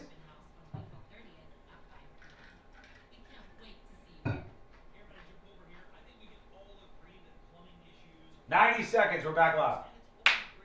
We haven't done anything? I agree. I'm just telling you what I'm reading. I need the people on this station. You all get me through my day. This really sucks. Let's see what happens on Jim Colbert. Better not be dead. Jim Colbert, I don't believe he's going to be live today. I don't want to speak out of turn or anything, but I don't think you're going to learn anything more about that. The only thing that I can tell you, which I've said a couple of times, but if you missed it, is that yesterday was the beginning of the larger round of cuts. It actually started about a week ago, and there were some piece-by-piece things. Yesterday was like half of the big part of the cuts, and today, right now in this moment, is the rest of those cuts. And I was told that the reductions in Orlando in particular were not over. That's all I know. I was told that they were not over. And it sucks, you know what I mean? There's no other way to say it. It just sucks. All right, here we go. Join Jim Colbert on The Jim Colbert Show for his Cigar of the Week segment every Friday afternoon at 3:45. You can pick up these featured cigars at all 3 Corona Cigar Company locations, Dr. Phillips, Heathrow, and downtown. Learn more at coronacigar.com. Do you have AC needs? Turn to the experts at Carrier. Go to millsair.com. Broadcasting live from the JustCallMo.com studios. Need help after an accident? Just call Mo. Learn more at JustCallMo.com or call 1-800-CALL-MO. This is WTKS-FM HD1 Cocoa Beach, Orlando. An iHeart radio station guaranteed human. Radio 104.1.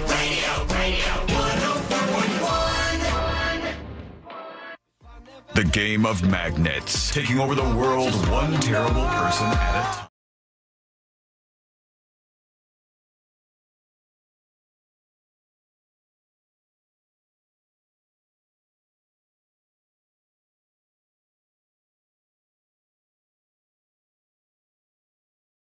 Thanks for being with us today. Learn more about the show by going over to the website, which is thenewsjunkie.com. You probably hear me say that 10 million times. In your life, you've probably heard me say, go to thenewsjunkie.com 10 million times. But on days like this, you're like, finally, now I get it. Sean, it would take this many years, nonstop. Finally, okay. Now I see. Now I see why he's talking about the website in particular. Busy day on the show, uncomfortable, bad day on the show, to say the very least. And we are going to get to some of your feedback as we go here.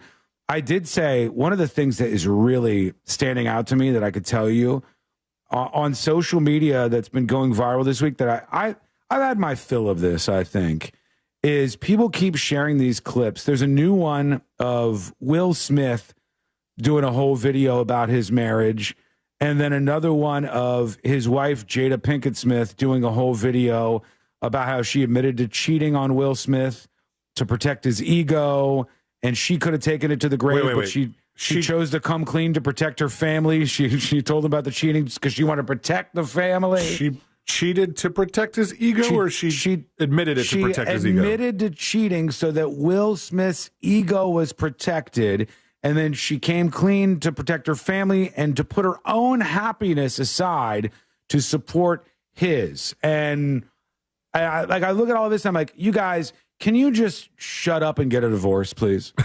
Like, divorce arc incoming, all right? The divorce arc incoming without a shadow of a doubt. I just don't see how her publicly admitting to cheating does anything good for his ego. No. It's got to be the complete opposite. Yeah, it's absolutely, just watching all of this unfold, there's so much of it that reminds me of, sometimes there's South Park arguments that just brilliantly state things. And so in an effort to get across a complicated concept in a simple way, I will defer to them sometimes. And one of those arguments was, I bring this up from time to time on the show, on the Terry Schiavo situation. For those of you who aren't in the know, there was a woman. I didn't even know which direction you were going in. I was like, which South Park argument is he pulling from now? What was Terry Schiavo in Tampa, Florida, or did I make that up? I didn't think it was Tampa. I thought it was Florida, though. Let me find out. Terry Schiavo, this woman, she was in in like a medically induced coma, and people were saying like she's in a vegetative state. And her husband wanted her to be unplugged, so to speak. And her family was against her husband's wishes, said he was acting in some demonic, evil way and not acting on her behalf. And she didn't want to be unplugged. She would want to continue on the ventilator and on life support. She went into cardiac arrest at age 26. Jesus, I know. man. I did not know she was that young. I never would have guessed that she was just 26 years old. She went to cardiac arrest at her home in St. Petersburg, Florida, so very close to the Tampa area.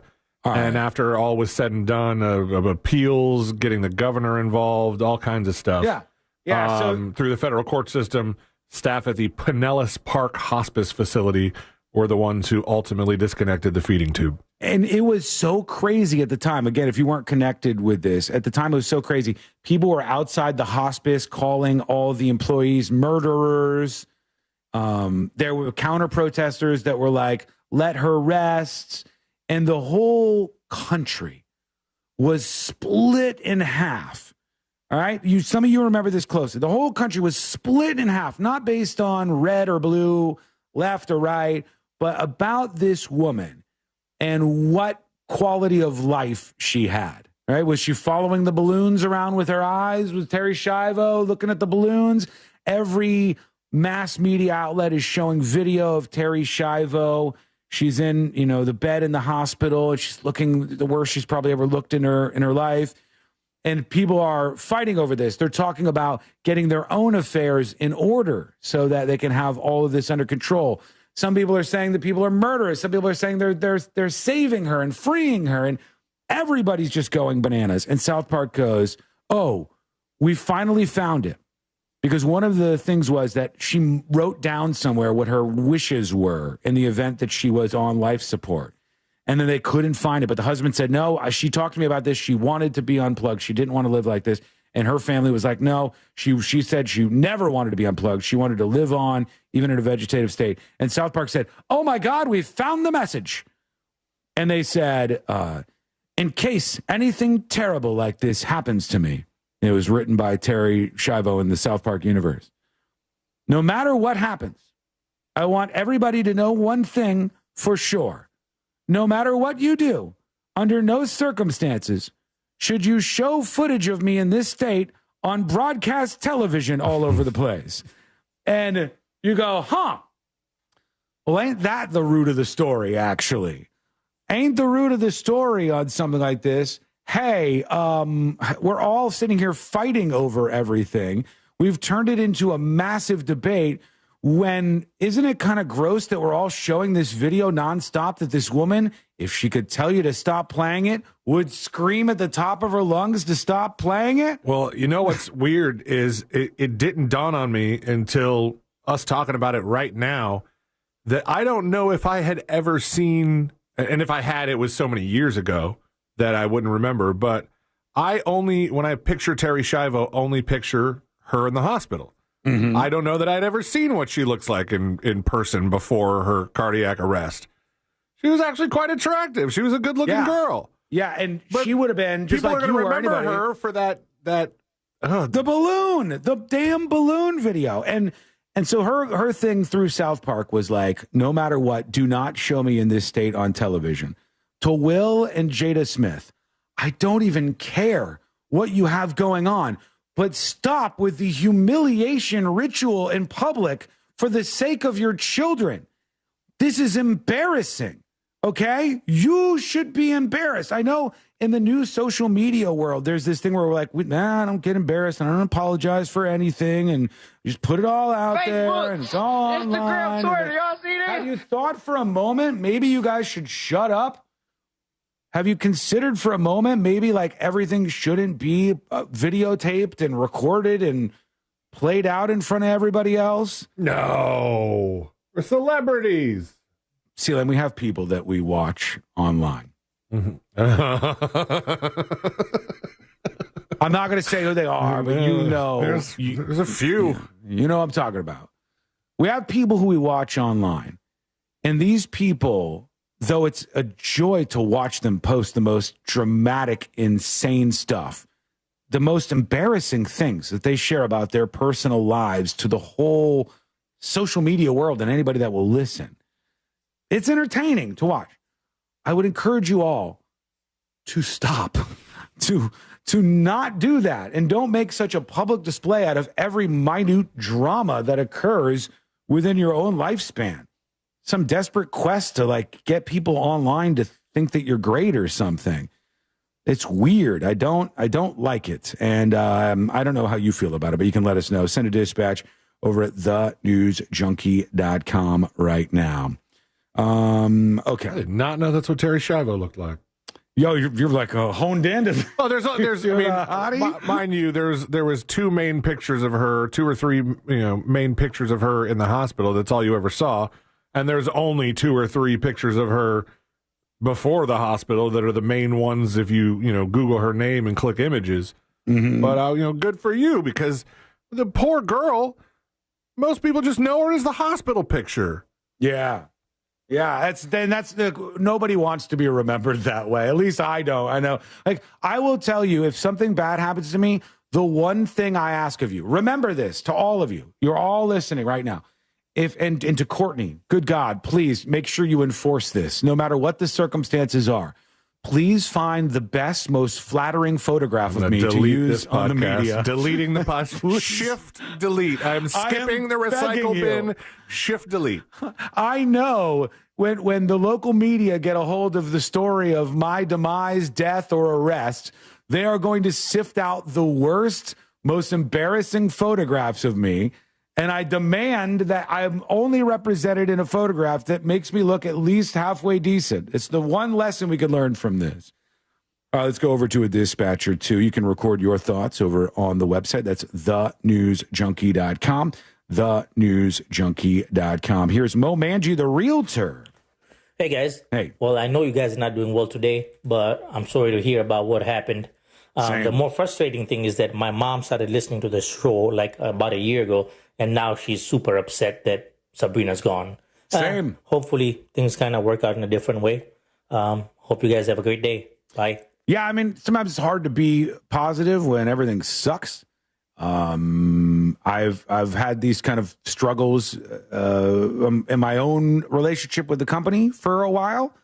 It's hard to be positive when things suck, but I do agree. Sometimes things do work out in a different way. We've seen that at this station before. We've seen that in this industry before. And hopefully that's the case here too. Absolutely. I hope that's the case.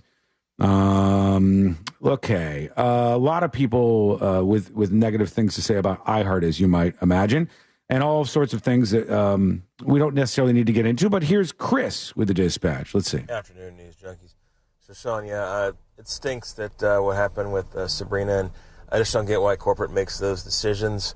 The whole point of doing what you do is to relate to the community, make people entertained, and that's kind of what she did. So it doesn't make sense that they do this, because that was the whole point of what you guys do. And the person or people that made that decision obviously don't listen to the show, don't know anything about this market. So, it stinks. And, the people that made the decision, you suck. I always think about it like, I don't know if anything's actually like this, but there's a movie, and I think I've mentioned this on the show before too. Is it called The Air Up There, the movie with George Clooney? Is that right? I believe so, yeah. I think that's the right movie. There's a movie where George Clooney takes a job where his only... No, I think we've done this before. I screwed this up last time, we did this before. The Air Up There is a basketball movie with Kevin Bacon. Hold on, let me find. You're right. I'm getting all of the deja vu. A basketball coach who travels to Africa to recruit a new star. Oh, Up in the Air. Up in the air. Up in the air. I have such deja vu on this because we've 100% done this. You've done this before. Okay. I am perfect all the time. So there's a lot of things that I can't say today, but this is something that I can say, and I think it's important. In this movie with George Clooney, Up in the Air, he takes a job where his entire gig is to fire people. He goes from city to city for this big, nameless, faceless corporation. And George Clooney goes into these offices where he doesn't know anybody, doesn't know what they've done, doesn't know what's going on. His job is to look nice in a suit, sit down, and without any emotion at all, say, "You are fired. See you later. Sayonara, baby." That's his job in this Up in the Air movie. And George Clooney struggles with it throughout the movie. Somebody's saying, fantastic movie. It's a classic. Absolutely, it is. But they're talking about the air up there, though. Both of them, I'm sure. But Up in the Air with George Clooney, the point of it is at the end, he struggles and he's like, I can make crazy money doing this. I can be pulling in so much money and income, but I'm so affected by the negative side of what I'm doing. I don't want to do it. And Nix on YouTube says, I want that job. Trust me, Nix, not only do you not, but I talked to people yesterday who were the ones who actually have to fire people. And I don't want to say too much, but these people were so upset by their own job in this moment because they were set to be the executioner for on the ground level that they wanted to just leave their own job. They wanted to not do their job because that's not what they had in mind when they got in the industry. And that, Bootsy says, firing people sucks. 100%. Sometimes we could go, hey, the person who actually did the firing themselves, what a monster. Who would it is the nasty side of some of these jobs. The real bad people are the folks in suits in Manhattan who make the decisions based on spreadsheets, right? Those are the people. Then somebody has to be on the ground or in the air, right? In the air, like George Clooney, going place to place, firing the people that they'll never get to know. Except we don't have a George Clooney. Except I'm not George Clooney, and we don't have one around here. So maybe even worse. Who knows? We'll get to more of these as we roll on with the show today. Also, tips at thenewsjunkie.com, TIPS at thenewsjunkie.com. I did see a couple of things. Sun State John, unbelievable with 25 gifted subs. If you want to be part of secret shows, go claim those over there on thenewsjunkie.com. There are 25 subscriptions. You could be part of what's happening, which is almost fully disconnected from iHeartRadio at this point. They have a tiny, tiny part of this, but almost fully disconnected from iHeartRadio. Just for the record, all right? Just wanted to put that out there, just in case you were wondering. That is a more direct funnel to myself and C-Lane. So thank you, Sun State John, for the 25 gifted subs. Go claim those on the website. That's thenewsjunkie.com. Christy emails, and she says, why Terry Schiavo is in a coma? It's widely reported that there was an electrolyte imbalance that she had, which was caused by a strict diet, specifically anything related to an eating disorder like bulimia. Really? Okay, I have no idea. Yeah, I don't know anything about that. All right. Well, thank you. I think I might have said your name, but I won't say your last name. Anonymous. We'll say with that from now. I do know that Terry Schiavo, and I might just be making this up, but I have a pretty good idea about this kind of thing. Mm-hmm. I had never heard of a vegetative state before Terry Schiavo. And so you've heard people say vegetable, right? Yes, but I think since Terry Schiavo. I don't think that I knew the idea of calling somebody a vegetable or in a vegetative state. I think the popularity of calling somebody a vegetable, both in a medical fashion and in a very sick joke fashion, stemmed from that case. Yeah. Made it more mainstream. It might have. I don't know whether I heard it before that or not, but let us know. Give us your thoughts on that as well over at thenewsjunkie.com. Thanks again to Sun State John. Let me make sure I put those in as we get to break here. Again, we don't know what's happening with the show moving forward. Very, very uncertain about particular markets like our friends on WZZR. We love you.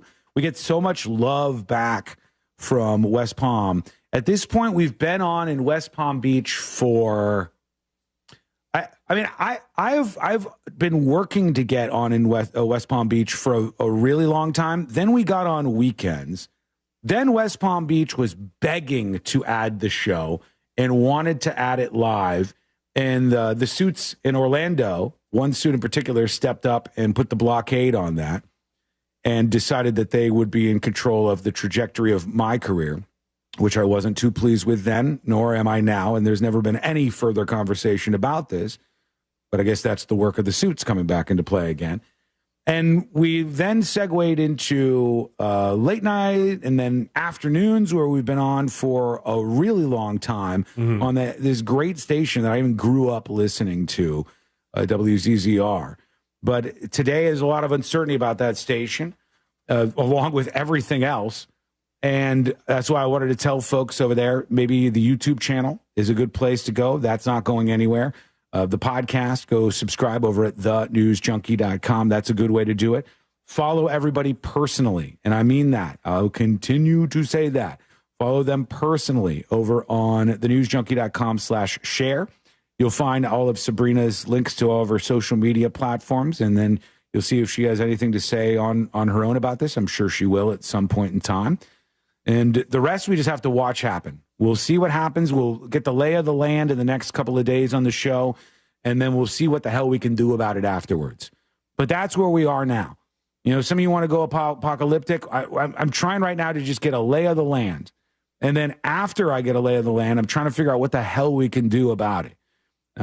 That's the best I could tell you right now. So we are going to take a quick break. When we come back, some changes on the YouTube front. A doctor in big trouble will get geared up for jury duty and push into the power hour, the final hour of the show. It's coming up next on the News Junkie. Robots don't spiral at 3 a.m. staring into the void. But we do. Real Radio 104.1. Guaranteed human.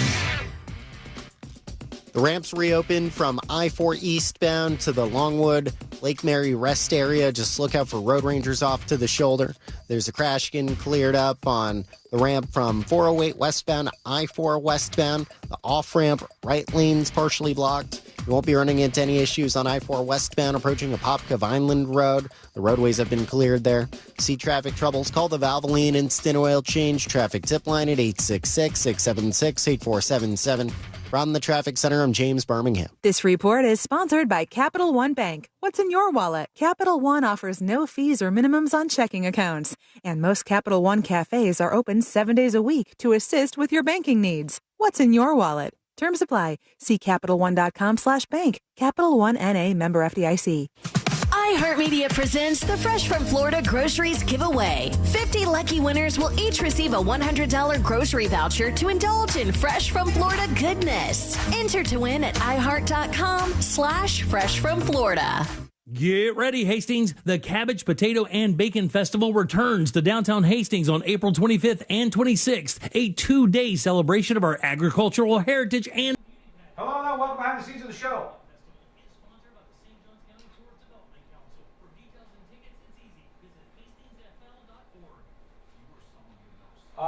Let's see.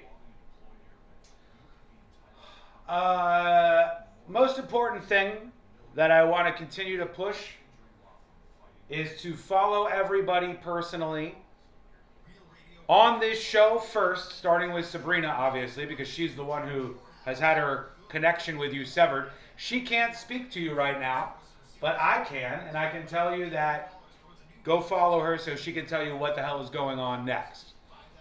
I'm sure she has many more things to say to you, but that's probably an important thing, to be able to have a voice at some point and put her message out there. So go to thenewsjunkie.com/share and follow along.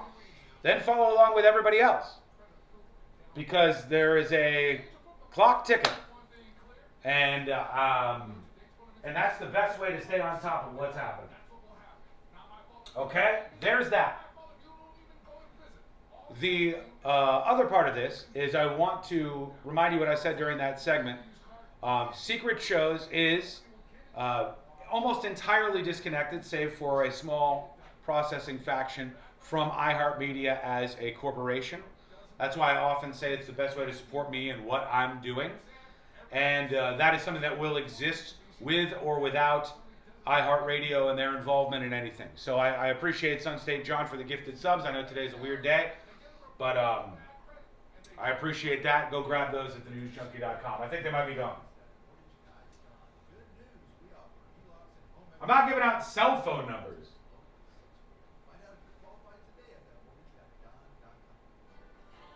R. Willie, yeah, you're closer than you know. R. Willie. You are closer than you know.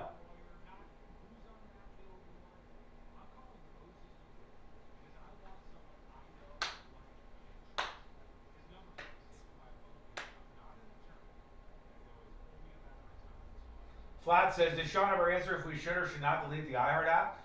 I don't want to tell anybody what to do or what not to do in response to something like this. Do whatever you feel like doing.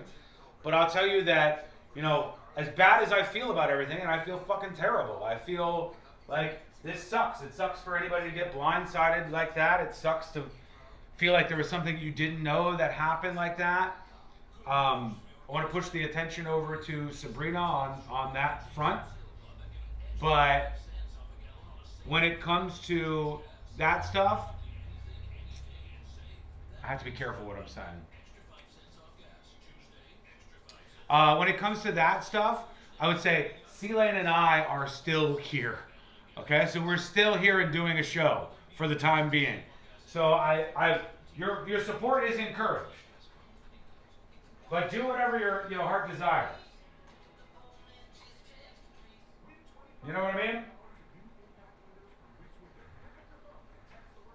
It's like one bad thing happened and it sucks.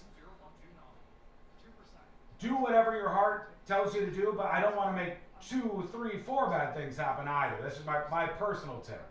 Trust to 20129. 2%. That's the number of people who take the stairs over an escalator. I'm Michael Easter. Twice a week on my podcast 2%, I give you practical advice to live a more meaningful life. Don't ask for easy. Don't demand easy. Put yourself through some hardships, and you will come out on the other side a happier, more fulfilled, healthier person. Listen to 2% on America's #1 podcast network, iHeart. Open your free iHeart app and search 2%. That's TWO% to start listening.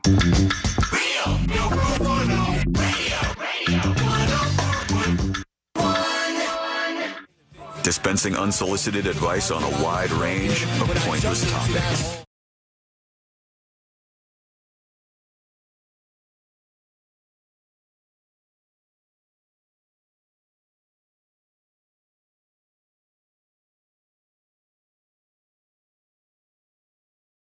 To say the very least, I again am trying to be as careful as I can in saying particular things today, because we got a problem on our hands today, to say the least.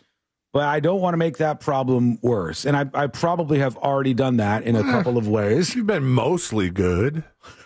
I can only tell you, C-Lane, that I know the iHeart suits sit around and listen to the show and watch, and certainly on today's like this, 1,000,000,000%, they are doing that. And they also 100% are probably with a meter, and when it goes, Sean is going a little bit too far, it goes far up into the red, and they've probably been in the red pretty much for the entirety of the show. But I'm trying to not burn the rest of things down in the process here. Very sweet of you. Yeah, I mean, it's the only thing left we could do. We just have to wait and see what happens for the rest of today, what happens with other shows, just what happens in general. So there's that. And we got more people sending in feedback, so I want to get that feedback and give it some air here on the show in just a bit. But I did want to mention something really quickly, because there was an incident yesterday, I think, where former President Joe Biden was in Syracuse, New York, at Syracuse University, and Biden's speaking. I hadn't heard from him in a while, but Biden's speaking, and he goes up on the stage, and then he goes, "Hey, have you seen this guy?" And he brings out some dude that he said looks like Barack Obama. Oh, no. Biden's like, "Bring him out here. Looks just like Barack Obama." And then I've seen a lot of feedback to this, but I do want to make a point. Here's the audio. And by the way, you always want to turn around to one guy and say, "Barack, what are you doing?" Come here. Come here, he says to this guy. Come here. He pulls him up on stage. I feel like he should be standing to the right and I should be standing to the left. Hey, did you try to look at Barack? Anyway, as they say, you've done good, fella. Well, I tried. So he does this thing and people go, oh, Joe Biden, he brought this guy on stage. What the hell is going on? I mean, he does look like Obama. I don't know why there's anybody reacting the way they're acting. Like, I'm looking at this and I'm going, hey, people are crapping on Biden for this. Crap on Biden for whatever you want. But doesn't he actually look like Obama? Isn't Biden right? He's Timu Obama, maybe. I have a side-by-side, I think. Here it is. All right. Here's the two of them. And I'm like, the guy kind of does. He's a dude with like a little bit of gray in his hair like Obama has. He has sort of like the same facial structure. His forehead's almost the same and his eyebrows are very similar and like their complexion is almost, I'm like, okay. You get on the guy for a lot of things, but like Rock Jr. says, he does have a resemblance. Like, yeah, I mean, I think he does. I think he legitimately looks like Obama. So maybe bring him up on stage is weird or whatever, but you decide for yourself. I saw the heat there and I go, there's plenty of heat to give these people, but do we have to pretend like that guy doesn't look like Obama? He did you looks like not Obama. like kind of pucker up a little bit when you hear something like, Biden brought out some guy that he says looks like Obama. He's like he's a clean-cut guy. In just the story the way I just did. Yeah, there's a lot of reasons to cringe around that stuff. Somebody says there's a likeness, but he doesn't really look like him. I think if you quick glanced, you might go, This sounds like yesterday where my 2-year-old son calls every guy that mows lawns Hector, Yeah. Hey, Hector, come on over here. Like, I just want to say, all right, from a quick glance, it is undeniably true that the guy looks at least a bit like Obama. All right? I think like there's at least a little bit of a resemblance. Actually, Zach makes a good point. Zach says he looks more like Don Lemon than Obama. And son of a bitch, he does. Yeah, that's right. Get that side by side. He does look a lot like Don Lemon, but that just seems like we're making this problem worse. I mean, it looks like if you were to morph one into the other, he would be maybe in the middle. Because I don't think Don Lemon looks like Obama. See what Don Lemon looks like. Arnott says, I bet you're good at basketball and rap. Thank God he didn't say that. Yeah, I did do the same thing where my heart kind of skipped a beat and I go, oh, what's he doing? What's he going to do right now? This is not great. But I think to be fair, he does kind of look like Obama. This is like, we have to be real at the end of the day. People do this all the time. They get mad. They're like, here's the team I'm on, so here's my expected opinion. The step if he says Don Lime. Like, we're like, well, I've got my pitchfork and I'm on this side. And so everybody on this side is saying something. I agree too. And I'm like, I don't know. I mean, he does look at least a little bit like him. He's not just completely out of it. Terry Lee Watkins Jr., we'll see what happens with him. Maybe he'll have a big political career. Terry Hussein Watkins Jr. That might be how this ends up soon. Who the hell knows? All right. A lot of dispatches coming in. Let's see. Here is Rogue Florida Man speaking to us with a dispatch. Good afternoon, Sean. Hey. Having been a party on the negative side of a reduction of force event, Can I? I'm going to stop here for a second. Okay. You did it, Rogue Florida Man. We were doing so good up until this point. Can I stop just for a second? Can we at least not play in to this corporate nonsense of firing people 11 different names? Can we at least not parrot their language of reduction in force or what was it, C-Lane? Conscious decoupling or what? Conscious uncoupling? I don't know. That sounds like something you say about your relationship. Like, can we just call it what it is? It's firing people. It's layoffs. All right. This is I'm not coming against you, Rogue Florida Man, at all. You're doing your thing. I just want to make sure we don't get roped into this. This is like for me when people started talking about satellite radio and they just started parroting the other language they were hearing. And they're like, it's terrestrial radio. I go, you mean radio? It's just radio. Like, oh, it's just down there on planet Earth radio. What a loser. Like, don't buy into all the language of this. There are words for this. It is firing and layoffs, okay? Was the term terrestrial radio invented by satellite radio to make us feel smaller? I think so. And it was like, pretty you genius. guys are down there. Yeah. We're up in the air. We're in the air up there. It's kind of genius because it's like, if you want to, you can listen to radio down there on planet Earth. Old-fashioned way on your AM, FM radio. But we're not terrestrial radio. We're are extraterrestrial radio. We are space radio, buddy. All right, we are coming from above. It's happening, raining, drizzling on down on you. Well, I mean, to be fair, I think the satellites that broadcast said satellite radio got higher than Will Shatner. Yeah, but I'm going to tell you, we don't need to buy into their language. It is layoffs, if you want to call it that. That seems fine. Wasn't layoffs like the first version of that? Like the first version of... That's what my parents would call it. Yeah. Like my dad, when my dad got laid off at IBM after a billion years. You called it the pink slip. Got the pink slip, sure, yeah. So like we got laid off, or like a bridge to... One of the nice things at his time, and they may still do this, they would call it a bridge to retirement. They would tell you, oh, no, we're not firing people, this big faceless corporation. We're not firing people. What we're doing, we're giving you a beautiful bridge over to retirement land, a rainbow bridge to retirement land. I was just say rainbow. And it has to be a rainbow bridge because it was insanely far to go until your retirement, which was not scheduled, right? It's like these names and this wordplay that companies do, let's just call a spade a spade. Let's do that. And again, nothing against you, Rogue Florida man. You're on track here. It's just... Good afternoon, Sean. Sorry, didn't mean to react. Having been a party on the negative side of a reduction of force event, it really does matter how they handle it. The company I worked for did Teams meetings every 10 minutes. I'm so distracted by the chat now. Somebody says, we're respectfully declining to employ you. Yeah, like this is the language. This is the rewriting of stuff that they do. With each individual being laid off.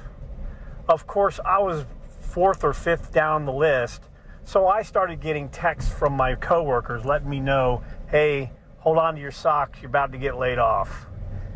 So when the event happened, it was pretty anticlimactic. I basically told the guy, I don't want to hear your sob story. Just tell me what my package is. Tell me what my package is. If it had been a face-to-face meeting, it would have been a lot better. Yeah, I agree with you. I think you're right about that. I agree. Oh, the most brutal side of things I've seen, and radio is just brutal. It is an incredibly brutal thing to do for work. I've been fired 3 times at least myself, right? I've been fired multiple times where I thought I will never work in this industry again. I have made some major mistakes. I have been on the wrong end of things. There's just like a lot of different things. But one time, and it was in West Palm Beach. I'm not going to say who was involved in this, but the people involved will know the story and know, as with the other stories that I tell you, that this is true. I was in a room full of people. Okay, there was layoffs going on, as tends to be the case with iHeartRadio and Cox Media and Odyssey or whatever our competitors are. They just fired people last week, and now here goes iHeart again. Around and around the industry goes. And that was happening with iHeart, which was Clear Channel at the time. The company was called Clear Channel. And the boss for the whole building came into this little room that I was in. There was like 4 or 5 cubicles in this room. And we were all at our desks, and we're all looking around as people are getting laid off that day, one by one. And then we're all like, oh, my God, I hate to hear this. Sucks so bad. This is brutal. And tell me if there's anything I could do. You just all the stuff that you try to do.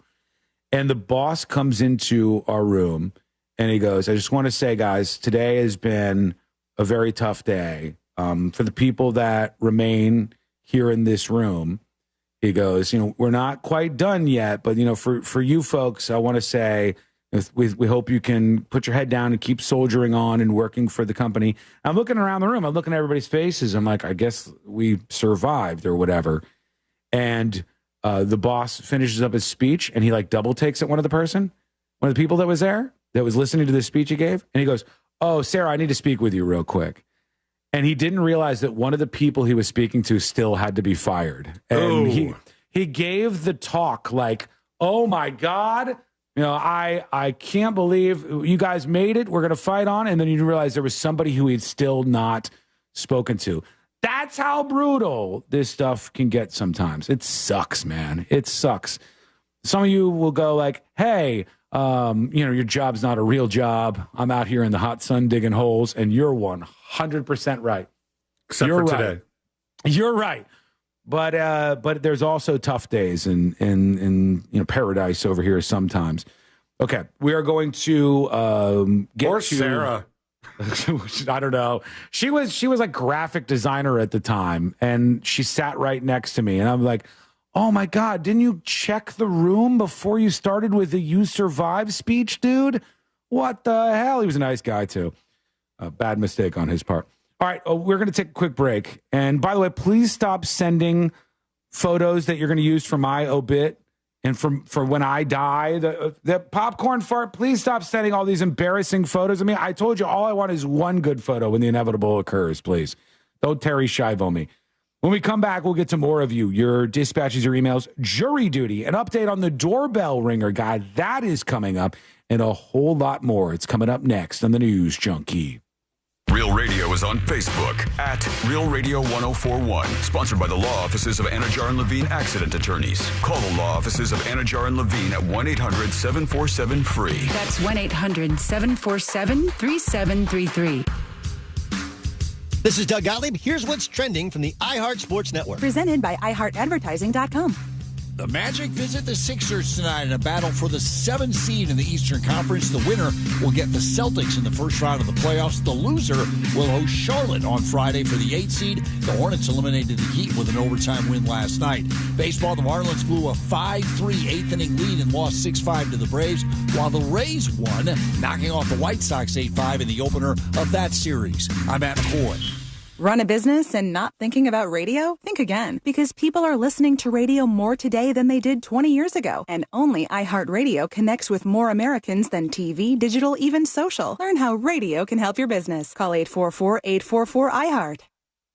Hey, folks, let me tell you about the companies that support this show, like Mills Air. Mills Air is a good company. They are a company that does things the right way. They are a locally owned and operated company. And when you have a problem, they're going to send somebody out to your house. They call them techs, one of their techs at Mills Air. And because they're such a good company, they are able to get the best of the best, the cream of the crop. The techs that come out to your house to fix your AC from Mills Air, they have dealt with the problem you have, not just once or twice, like a million times. So they're going to look at your AC, diagnose the issue, not just look at what's obvious, but look at everything to make sure maybe you have multiple issues. And they're going to report back to you with the status of your air conditioner. And then they have something else that's really great peace of mind for somebody who's a homeowner with an AC. Preventative maintenance.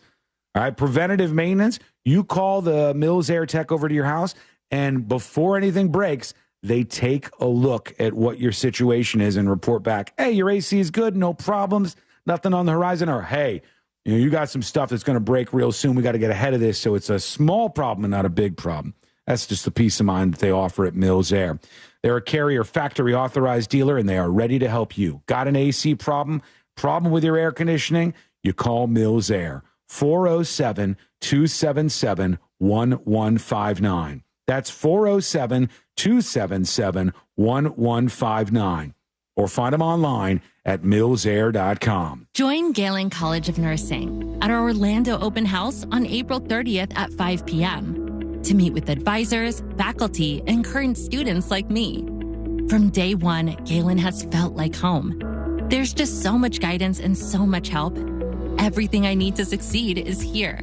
Visit galencollege.edu/Orlando and RSVP to our next open house on April 30th at 5 p.m. We can't wait to see you there. Pack your year with awe and awesome at SeaWorld Orlando. Get up close to over 20,000 animals. Chill with new emperor penguins at an Antarctic encounter. Take a thrilling Arctic adventure on the all-new Expedition Odyssey, now open, and savor over 2. Hey, folks. Thanks for sticking with us today during the show. A shitty day, no doubt, but thank you for sticking with us. Kurt says, I've never been fired for a job ever. Jesus. Good for you. Do you own the rights to this YouTube channel? Yes, the YouTube channel and all my social media profiles are legally mine. The News Junkie and Secret Shows is legally mine. Most of, not all, but almost all of the Secret Shows revenue is separate from the company. Those things are mine. If you, also, I'll tell you, if you want to reach out and contact Sabrina and say something, or just follow her along to give her support or follow whatever she does next. Again, I don't know what the hell that is. I don't know. She probably doesn't know right now. But you don't go through the Real Radio Instagram or something. Don't go through the Real Radio Facebook page. Don't even email tips@thenewsjunkie.com. I can't convey all of these messages. Make a direct connection. With everybody that you care about like that. I think you see that I'm saying this repeatedly. And I'm saying it repeatedly for a reason. Make a direct connection with these people so that some company cannot sever that connection.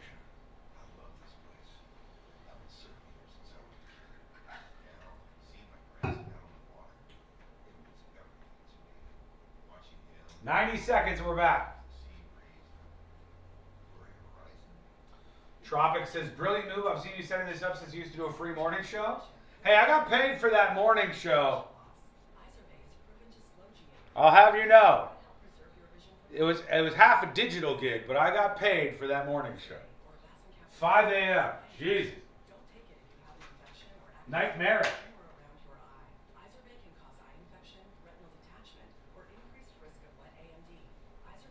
Nightmarish. Keep loving your heart. Let's rise above doom and gloom. Yes. I agree. I know somebody with a clear channel tattoo. I thought I had tattoo regret. I thought I had tattoo regret. That would be a regrettable one. Holy cow, that's a move.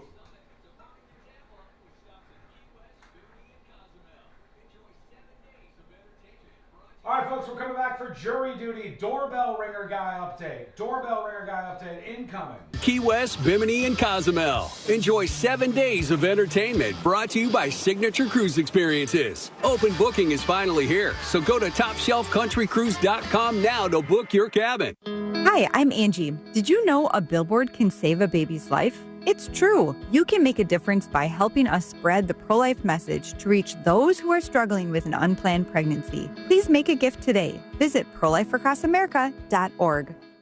Save every day at Headquarter Hyundai. We've dropped prices on acres of new Hyundais. Visit headquarterhyundai.com.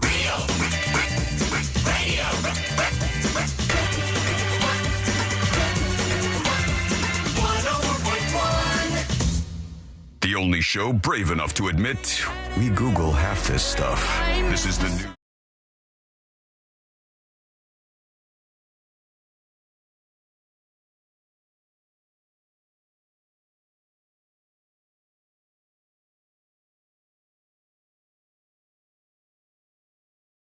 Courtrooms around the country, including the doorbell guy. Long staring at the camera. The doorbell guy. What's going on with him? Now. Open it up now.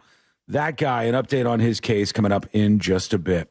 We'll get to your emails, dispatches, and all the rest. Appreciate you all for the different messages rolling in today. I do want to state something here quickly. And I've told you before, earlier in the show, making personal connections and bridges with everybody that you care about in radio or television or whatever is the best bet to be able to continue listening to that person despite anything that might happen. It gives you a lasting connection, and it's your best way to support them, not necessarily with like the corporate pages or anything like that, right? And if you have something to send over to Sabrina, email her or just reach out to her social media profiles. I'm sure she'd be happy to hear an onslaught of positive information and hear from her fan base and stuff. But I can't pass them all along if you email tips@thenewsjunkie.com. It's just not doable. So go over to thenewsjunkie.com/share, and you'll see all of the social media profiles. Follow along and hit her up on there. Give her the message that you want. That's going to be the smarter move. Big thanks to Cyclonus for the 5 gifted subs. Thank you, Cyclonus. Appreciate you supporting secret shows with those. Go claim those over on the website, thenewsjunkie.com, thenewsjunkie.com. Let's see here. There's a lot of emails coming in. A lot of people talking about their own stories about this. Anonymous says, tips@thenewsjunkie.com.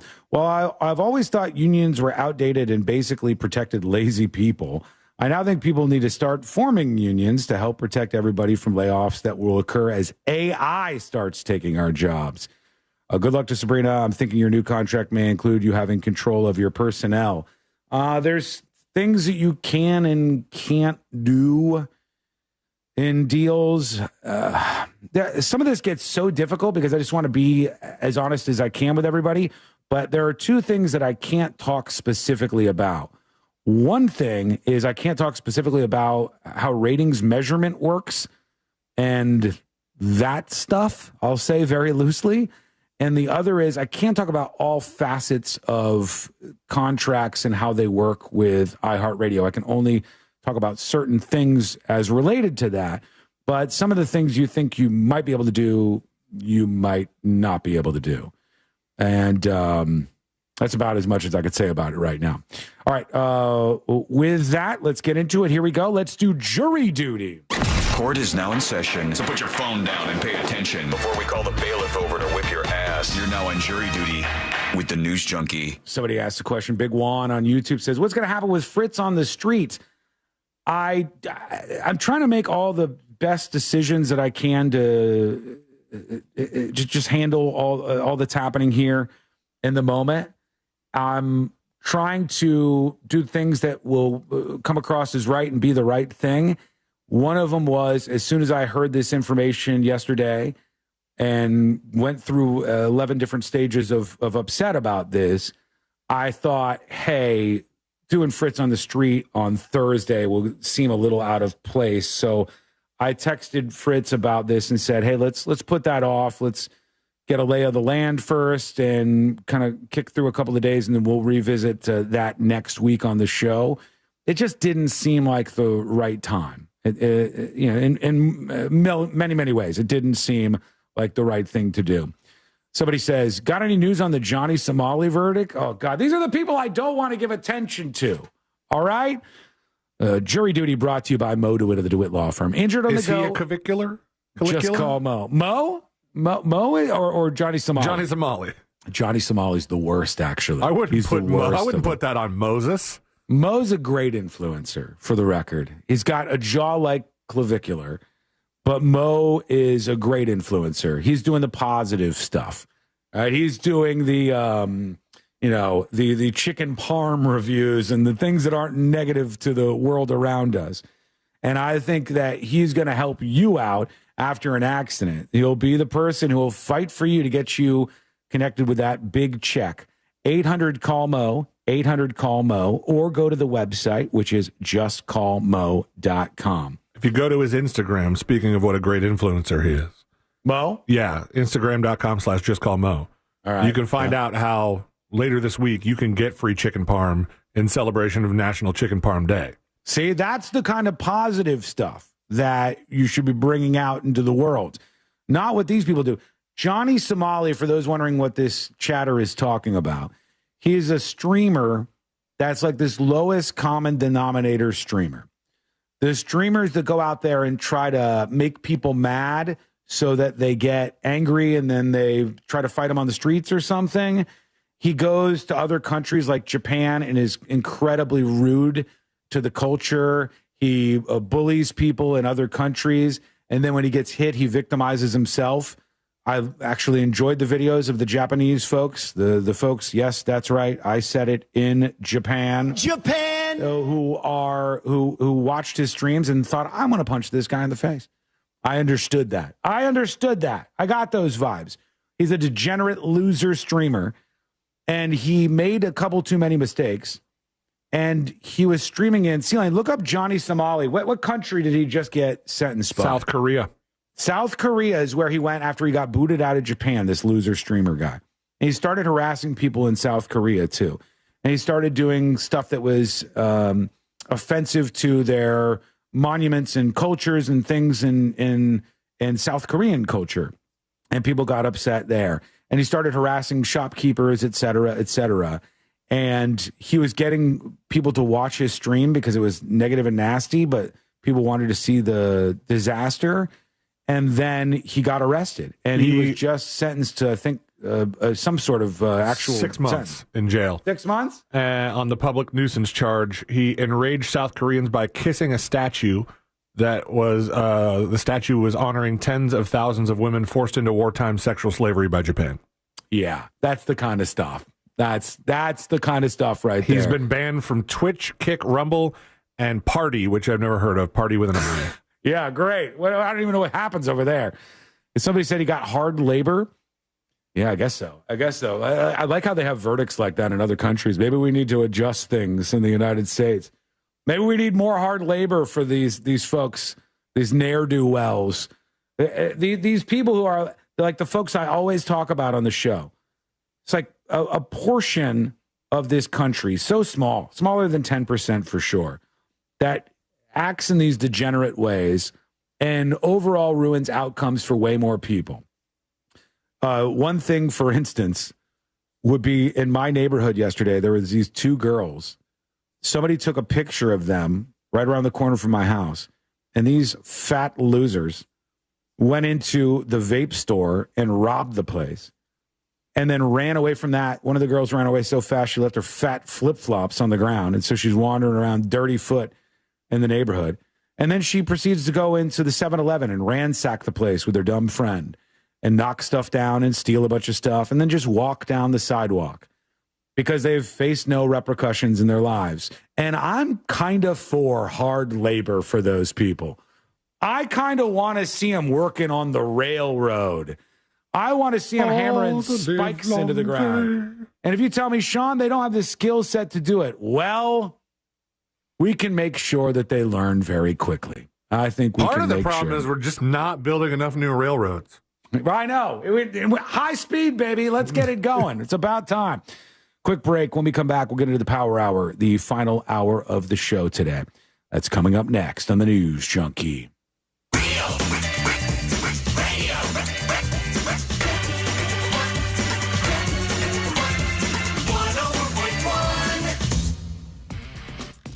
The ramp's been blocked again from I-4 eastbound to the Longwood Lake Mary rest area. We got a wrecker on scene clearing up that crash. There's an accident on I-4 westbound near the beach line getting cleared up. That's off to the right shoulder.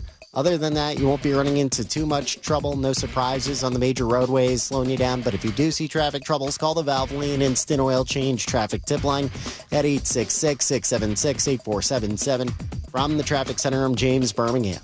This report is sponsored by Florida Pest Control. Termite alert. Termite swarms are active in your area and can cause serious damage. Trust Florida Pest Control, Florida's termite expert since 1949. The only bugs they can control are litter bugs. Book a free inspection at flapest.com. This earful of real radio is brought to you by JustCallMo.com. Injured on the go? JustCallMo.com. Get ready, Hastings. The Cabbage, Potato, and Bacon Festival returns to downtown Hastings on April 25th and 26th, a 2-day celebration of our agricultural heritage and flavors. Well, behind the scenes of the show, Skull Mike activated. I hesitate to ask this question. but I'm going to ask it anyway. I'm trying to figure out what song to end the show on today. I'm trying to figure out what hits the mood. And there are some that come to mind, but I don't. Like, so hard to say goodbye to yesterday is a meme on the show, but I don't want to do that. How do I? I can't do it. I can't bring myself to do that. Hey, mods! Attention to the moderators who are around on TNJ chat, on YouTube, and on Twitch. If we could spam link Sabrina's Instagram over there, go ahead and push that link out a couple of times if you don't mind. The Instagram, so at least the people who are watching the show today on chat can have that. I think that might be her preferred platform. The one she talked about the most on the show. So I think let's put that out there. All right? Burn It Down by Linkin Park. The next episode.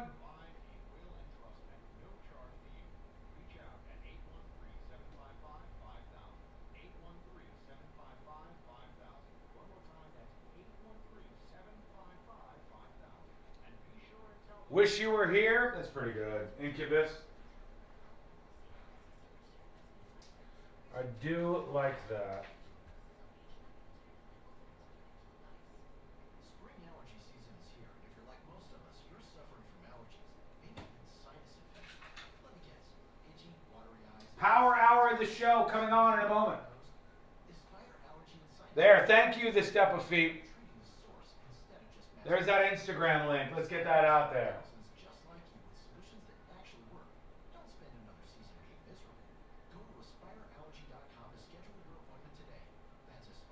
Girls, girls, girls. All right, folks. We're moving into the last hour of the show. I am going to tell you now, if you are new and haven't heard much of the show today, if you are tuning in from West Palm Beach, I don't have something big that I can divulge. I am only telling you if you want to follow the show. I heard there are tremors in West Palm today. I know there are more tremors in Orlando today. By tremors, I mean people getting fired. And I know the station we're on in West Palm Beach, Real Radio 92.1 WZZR, has been pretty short-staffed already. They don't have a ton of people who work at this radio station. And if there is any other damage, it might be something that they ended up flipping. Again, I have no inside information about anything happening or anybody being fired or more fallout. I'm only telling you because I'm trying to anticipate what could happen as all of this continues. All right, we're coming back.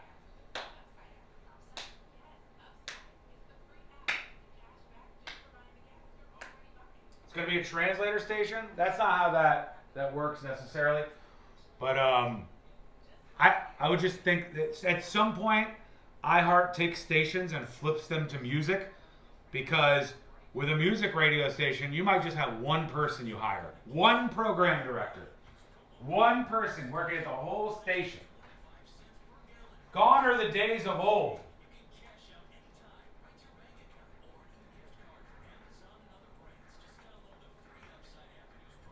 All right.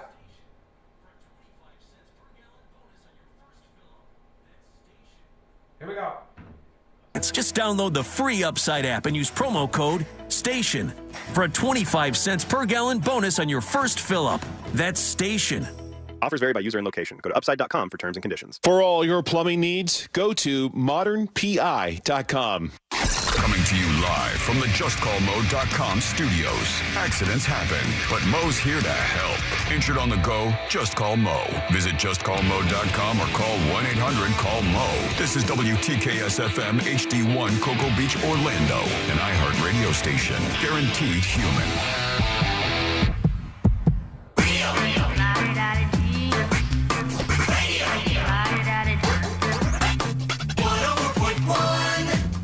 Where breaking news meets broken people. This is the News Junkie.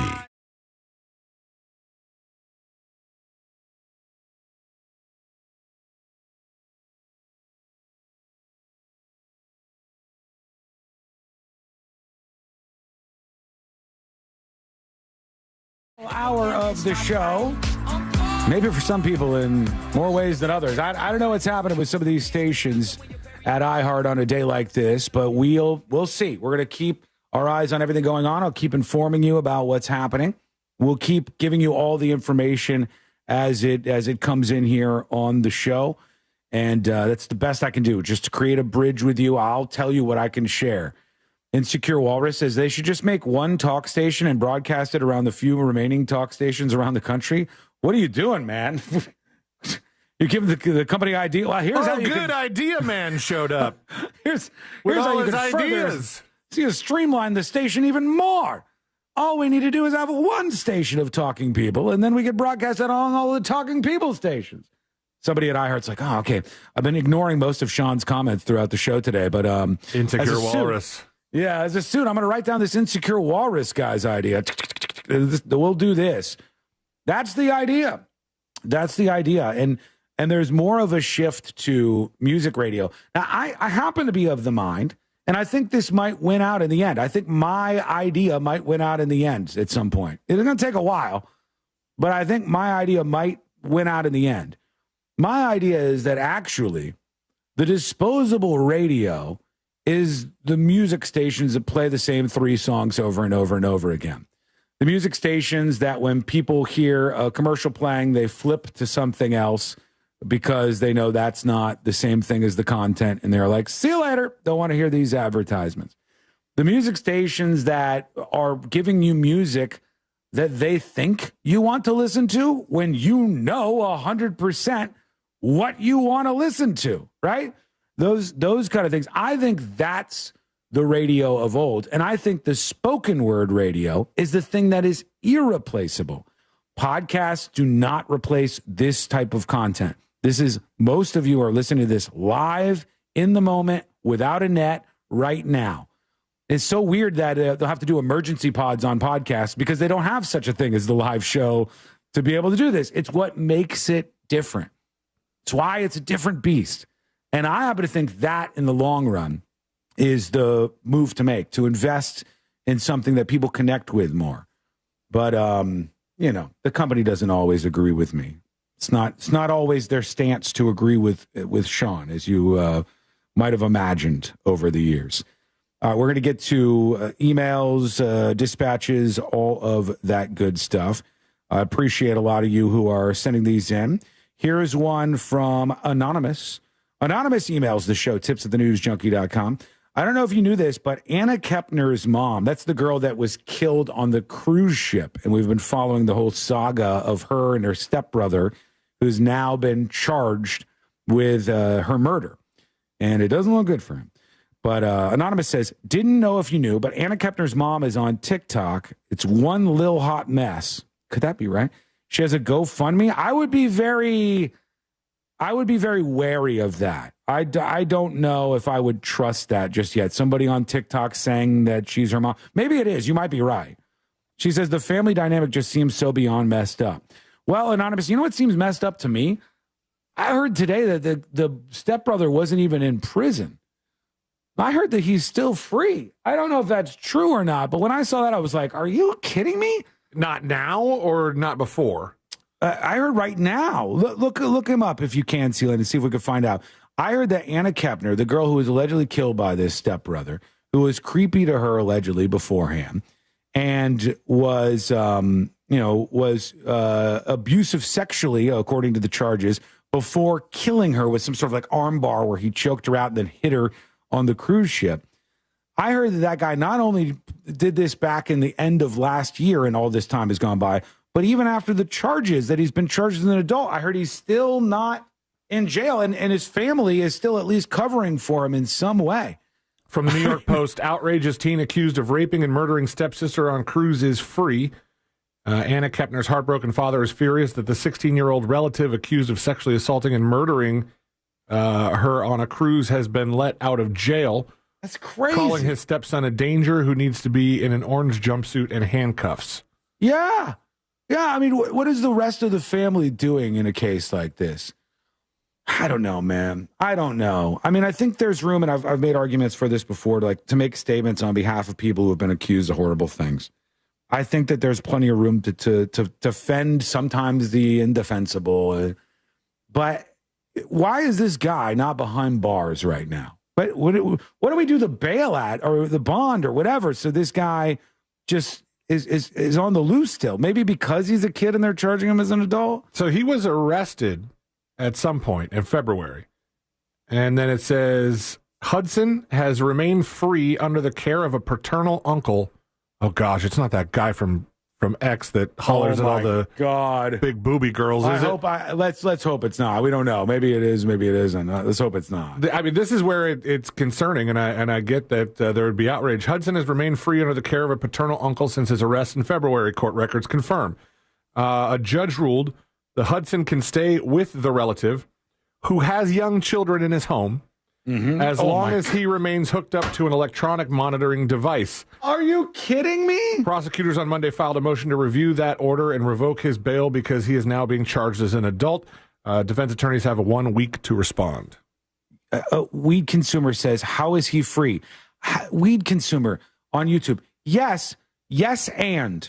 All right? Yes, and. How is he free? And how is he in a house with other young girls right now? My God, that is, I could see why somebody would be upset by that. Now, some people are saying the father's upset now.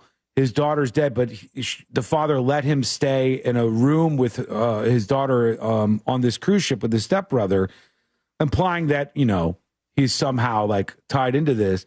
I don't know that all the family members were aware of what was going on with this cruise.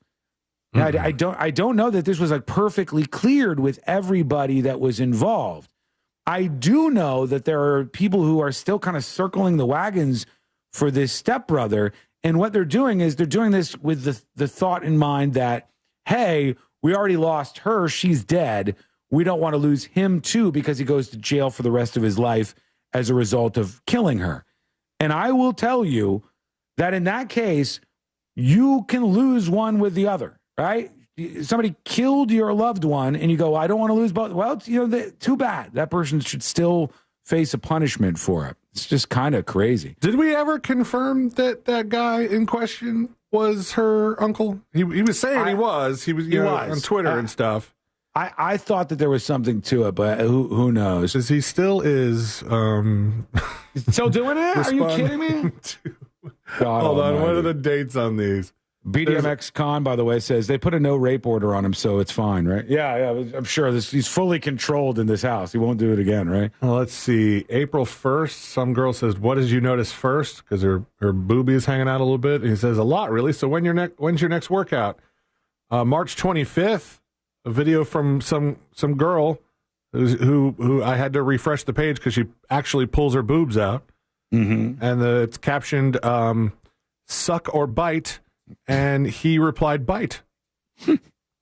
So weird, bro. There's people in your life that have been murdered, and you're cruising along, hitting on chicks on social media. Rethink things. If you're going to do that, though, don't use the same X.com account to reach out to the news organization and be like, I'm Anna Kepner's uncle, and I think this is a tragedy. Then you click over on his replies, and he picks bite. Yeah, of course. What a weirdo.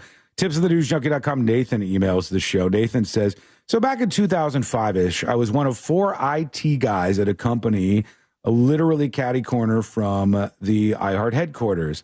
My spidey senses peaked, and I suspected something big coming in the organization. So I did some snooping, and I found emails back and forth between the suits sent out to the managers who were told to select people for a 10% reduction in personnel. I kept an eye on that and, of course, ended up on the list. When the list was finalized, I printed it out, went around to the people on that list who I could trust to keep quiet to tell them what was going down within the next couple of weeks. Oh my Damn. gosh. He's like a spy inside. This guy. I was still fired, but it felt good. Did you that about say his 20 name? people- I feel like he should be anonymous. He didn't say anonymous. Oh, gosh. Mr. N, Nathan. I was still Mr. fired. N. But it felt good that about 20 people in that office had an extra couple of weeks to find a job instead of being surprised by it on a Friday afternoon. I thought that this was He said, C-Lane, I don't care about being anonymous. What are they going to do? Fire me? Thank True. you, Nathan. You're right. True, but you might, have a different IT job. Yeah. This guy was snooping. Some eyes on your network activity there. I thought he was going to say that he went through the emails and found the list they were making and just removed his name. Mm-hmm. Just delete. Put somebody else's name. Pull the ultimate switcheroo. Put the boss's name on the list. That's how you really win this. All right, we got more of your feedback and dispatches and all that. And we will work that into the Power Hour as we roll on with the show today. I did say there was going to be a change on YouTube. And the YouTube changes, I guess it was causing some problems with the streams yesterday. Some people were complaining, and they rolled out some changes. Seems to be working okay today, minus the other major issues we have as a show. But YouTube live streams are now, for those of you that complain about ads, they are going to hold back commercials during times of peak engagement. So, ultimate hackaroonie here. If YouTube chat just continuously explodes with chatter throughout the course of the show, you will make it so YouTube can't run any ads on the channel. I think. If it's always a peak. Is that the peak engagement, or is it like the peak watchers? It says when chat explodes with energies, they want to protect the collective vibe. When they recognize engagement is high, they will hold back ads for everyone in that moment. So you won't be able to see ads. Well, I mean, you don't want to see ads. We know how that goes. And on YouTube, they said they're going to make this so if you guys go nuts, they're not playing commercials during the high activity spots. Does that mean that these streams, like, take, for example, we had the Artemis missions that were streaming live on YouTube just last week before. Yeah. Those streams, if you look at the chat on them, it's impossible. It moves rocket speed. 900 miles an hour, right. And so those just never have any commercials? No, I mean, it would be weird if they did, I think, because they're sending you all the signals that this is exploding right now. But I don't know. We'll find out. Somebody says I've only had a couple today so far. All right. Well, we'll see how it goes. Well, we've had a lot of interaction today. They're just hitting every letter of the alphabet. You can't do that. All right. Come on. But you can if you comment. I guess it'll be less. So somebody says this is going to be awful. It could ruin everything. Yeah. I remember they used to sign you out of AOL for that. Would they? For like just posting the same thing? For if you chat too fast, if you chatted too fast, if you like posted too many messages in succession, it would log it goodbye, and you would be like, you've been logged out for scrolling. Wow. Weird. Those were the days. Not anymore now. Somebody says, I don't recall seeing a single one today. YouTube Premium is the best thing ever. True. Zero rhyme or reason. I've had so many today, hardly any yesterday. I don't know how it all works. I'm just telling you what I see over here. All right, when we come back, we'll get to more of the dispatches and emails coming in. Also, an update on a story we've been talking about for a bit, and something I think is a really good idea in a sea of bad ones on a day like today. We'll see what happens with all of that and more. It's coming up next on the News Junkie. Real Radio is on Instagram at Real Radio 1041. Sponsored by the law offices of Anajar and Levine Accident Attorneys. Call the law offices of Anajar and Levine at 1-800-747-FREE. That's 1-800-747-3733. From the Clausman Law Traffic Center, car crash, call Clausman Law. ClausmanLaw.com. Traffic lights are acting funny where Colonial Drive meets Econ Trail. Use that intersection as a two-way stop. Emergency crews are partially blocking the ramp from I-4 eastbound to the Longwood Lake Mary rest area. Afternoon traffic starting to pile up in your typical areas. You're going to get stuck through the city and getting through that amusement park area on I-4. See traffic troubles? Call the Valvoline Instant Oil Change traffic tip line at 866-676-8477. From the traffic center, I'm James Birmingham. This report is sponsored by Allstate. Some people just know you can save money on car insurance by checking Allstate first. Those people are probably saving a carload of cash right now. So what are you waiting for? Check Allstate first for a quote today. You're in good hands with Allstate. This earful of real radio is brought to you by JustCallMo.com. Injured on the go? JustCallMo.com. Get ready, Hastings. The Cabbage, Potato, and Bacon Festival returns to downtown Hastings on April 25th and 26th. Stand by. Skull mic activated. Hang on.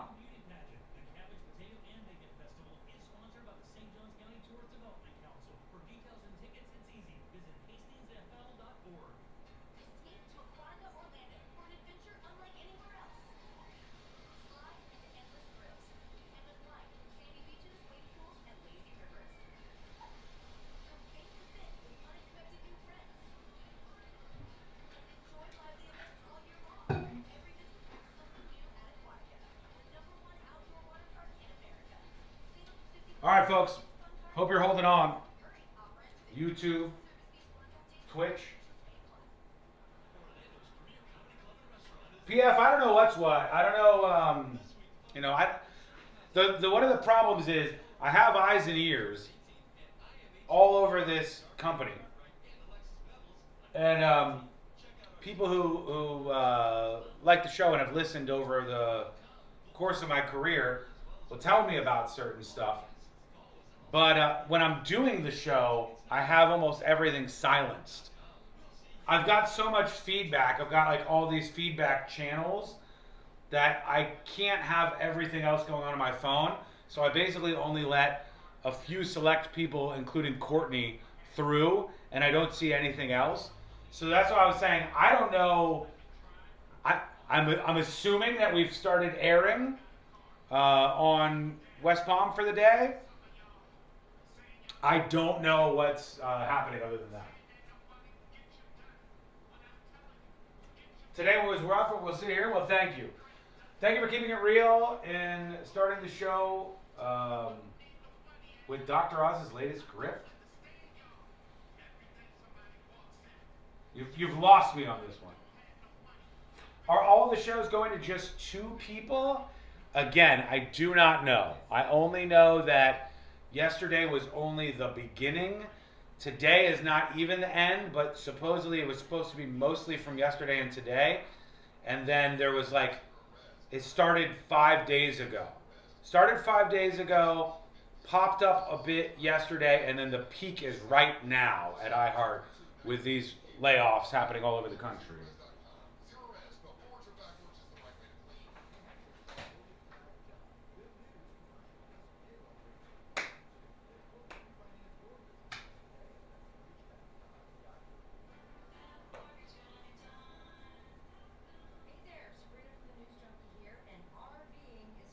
Not yet? Okay. Do let me know.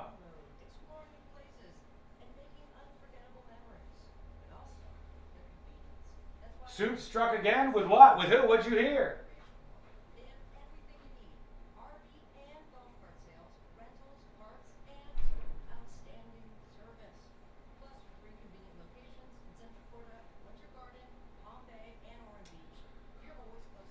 If they do cancel the show, the only thing that would make it acceptable if they did Steel Drum Radio. Let me tell you something. Of all of my uncertainty, I am sure of one thing in particular. You are not going to hear Steel Drum Radio on any of these stations. It is not going to happen. Will you hear another country station playing the same songs? Oh, yeehaw! You bet, pal. You may just hear that. They should always call these days Sam Snead's days in honor, right? Yeah. For those of you who don't know, when there are important meetings about the radio station, they used to occur at a place called Sam Snead's on account of one of the higher-ups in Orlando loved that location and used to eat there basically every single day. He would go in there and read his book, and so he got a lot of his business done there. So many of a thing that influenced the future of those radio stations occurred at this restaurant called Sam Snead's. Not this, though, I assure you that much. Not this.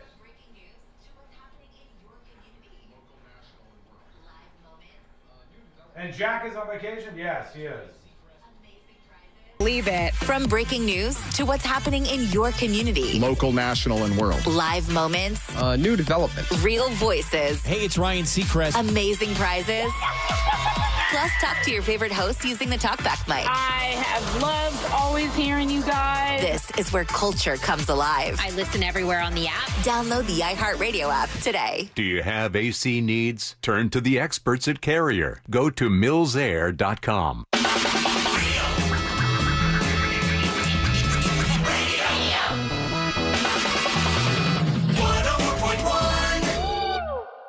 On the bright side, we're not dead yet. You're listening to the news.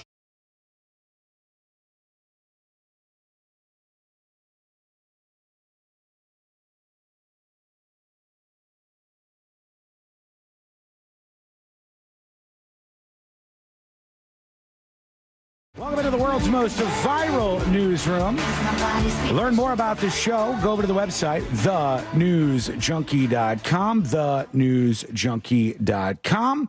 Bit of a heavy day on the show. If you've been listening, if you haven't, go back on the podcast or whatever you need to get yourself fully up to speed.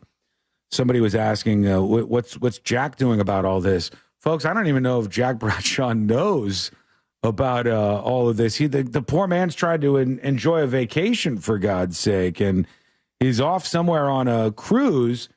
And I don't know. The brutal thing is, if he didn't buy the online connection package, like if he didn't buy the internet package on the cruise ship, he could be out of the loop completely on what's been happening around here. So I don't know. I don't know what level he's at. When he comes back, we'll figure it out, and we'll figure everything else out as we move forward. So I've done my best to be honest with you today. I'll continue to do that. It's the only thing that I'm comfortable doing in moments like this or just on the show in general. I talked to Courtney about this yesterday, one of the only people who I confide to on issues like this. And she said, well, what are you going to say? And I said, I'm just going to speak from the heart and be as true as possible about it, because I know if I do that, I won't ever have this come back to bite me in the ass, because if I tell the truth, then there's nothing somebody can flip over on me. I just have to say the truth. And if the suits don't like the truth, then they can kiss my ass. I don't care. I only have so many days left on my contract to begin with. I couldn't care less about irritating them, but I care more about just, you making sure that you know that I'm straight up with you on most issues like this, or on everything I possibly be straight up with you on. So that's why I told Courtney, I was like, I'm just going to try to tell everybody and figure it out. And we're in the figure it out phase right now, as they said.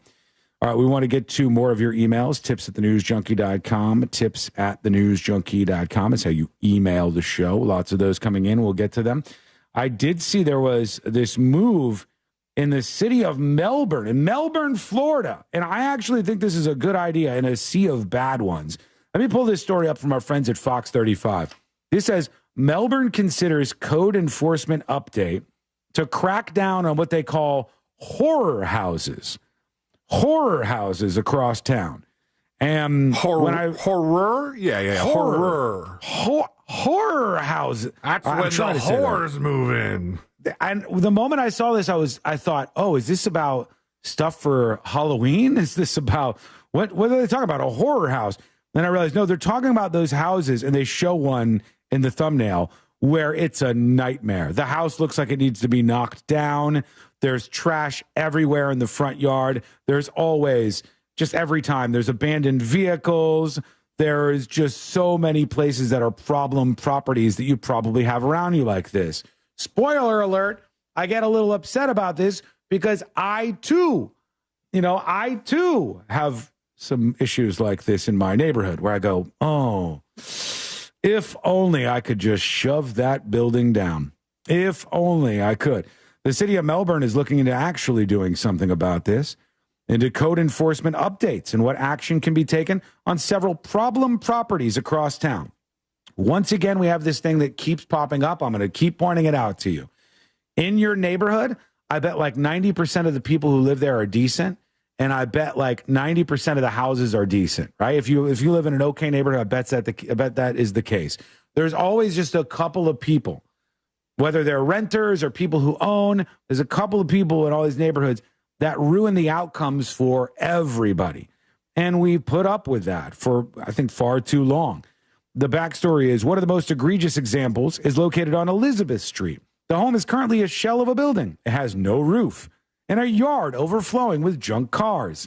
Neighbors say the property has been a revolving door for trouble and a visual scar in the community for at least the last 5 years. According to city documents, these properties represent a tiny fraction of the city. Melbourne officials noted their code enforcement process works for about 95% of cases.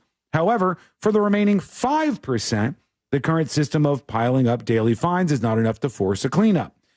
So they did a PowerPoint, as you would in a situation like this. And they said, we got to do something. We can't just fine these people because sometimes we find them, we put a lien against your house and they go, joke's on you, pal. My life is so messed up, I don't even care about a lien being on my house right now. They literally are like, you can't get at me, friendo. It's not happening. So now they want to get court injunctions to ask a judge to force owners to clean the property or face contempt of court. Now they want to be able to foreclose, this will be a little more controversial, on some of the properties that have accumulated massive unpaid code enforcement liens. And I ask you, should they be able to do that? These people let their house go to hell, let all this stuff pile up in the front yard.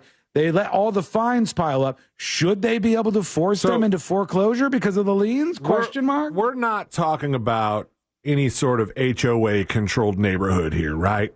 No. This is why code enforcement is involved, because there's no other smaller governing body that would be preventing some of this stuff from happening. Yeah, they're falling through the cracks, I think, Sealand. I think these are the ones that escape through the cracks. I haven't seen anybody in your neighborhood that seems to be in this category. My neighborhood has an HOA. I hate to be in defense of HOAs, especially on a day like today. My neighborhood right now, now I haven't checked the Ring camera yet, but I am the nuisance neighbor in my neighborhood. What do you do? I have been for the past 2 weeks or so, maybe a week and a half, because I got new sod, but they only did half of it. They said we got to come bring another pallet. Oh, so you got a half-laid lawn? So they're supposed to do that today, and they might be there now, they might not. And then up until today, I had just, and this was a weird welcome for my Easter house guests. Yeah. But I got a pool heater for the pool, so we could use it, more weeks of the year than just when it's super hot outside.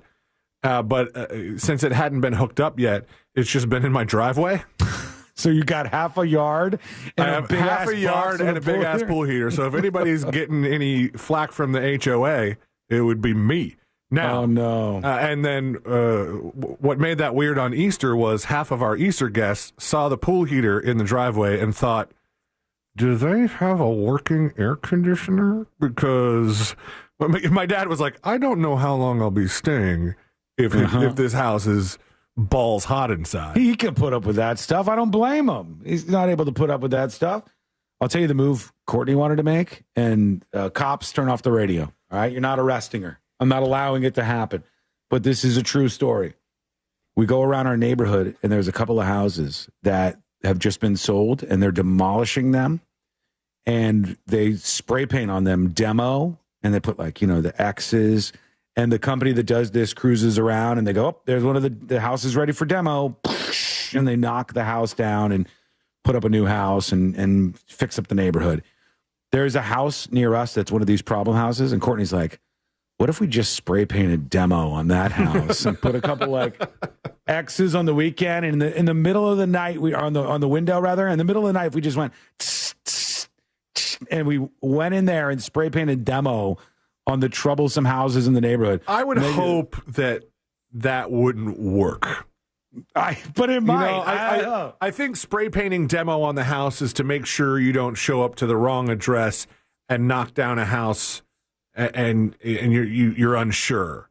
Right. But if you I don't think you just should be driving around the neighborhood looking for spray paint and then just, all right, get the ball.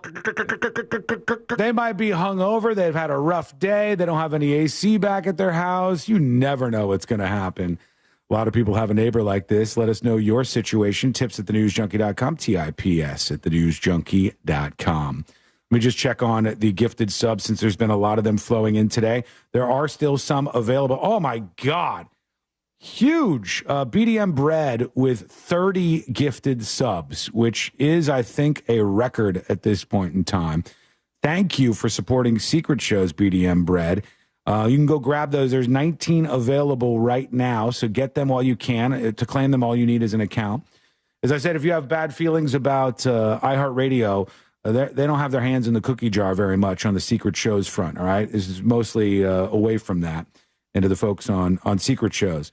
So thank you for that, BDM Bread. Appreciate that. Go get those gifted subs. Claim yours for free, courtesy of BDM Bread, over on thenewsjunkie.com right now. Let me remind everybody on the way out.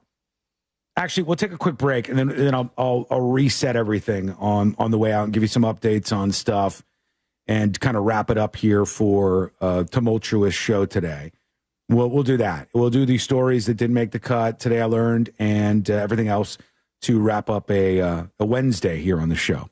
That's coming up next on the News Junkie. Real Music Weekends. This weekend on Real Radio 104.1. From the Odoo.com Weather Center, Odoo.com, the only business software you will need. Hey there, I'm Fox 35 Storm Team meteorologist Brooks Garner with a look at your forecast for Central Florida today, and it's going to be sunshine-filled and warming up. Our high 86 degrees. This is the beginning of it. We're going to be in the 90s starting Friday through Sunday, highs at or above 90 degrees. Low humidity, so it's going to be a real Florida spring setup. It's not going to be like that air you can wear in July where it's super muggy. That said, no rain in the forecast till maybe a stray shower on Monday with cooler weather ahead. I'm Fox 35 Storm Team meteorologist Brooks Garner. This report is sponsored by True Green. True Green, the easiest way to get a golf course quality lawn. Don't wait. Sign up at TrueGreen.com and get your first application for $9.95. True Green, the official lawn care treatment provider of the PGA Tour. Let the pros do the work so you can enjoy your weekend. Restrictions apply. See site for details. At Crush Yard, pickleball is just the beginning. You'll find a full restaurant and bar, arcade games, and plenty of space to hang out with friends. What starts as a few games often turns into food. Hello, school mic activated. Stand by, stand by. Since 1984, Solar Source has helped Central Florida homeowners meet rising energy costs. Now, during the Solar Source Price Rewind event, they're offering a free 2020 pricing deal you may never see again. No pressure, no gimmicks. Stand by. And for a limited time, Solar Source will honor any free 2020 solar electric quote while supplies last. Join the 75,000 homeowners who've already made the switch. Visit solarsource.com. Get your new quote today. There you go, BDM Bread with the 30 gifted subs. 30 gifted subs. Thank you very much. Thank you for supporting Secret Shows. Grab those while you can.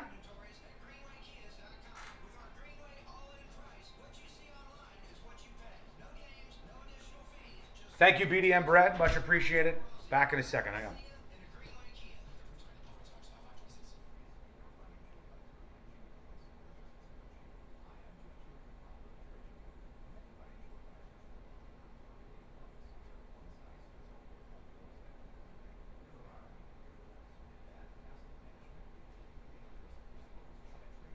A lot.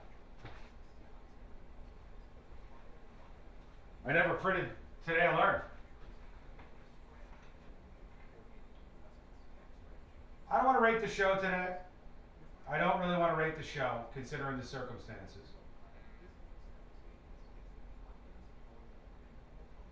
Damn, all those gifted subs are gone. Holy cow.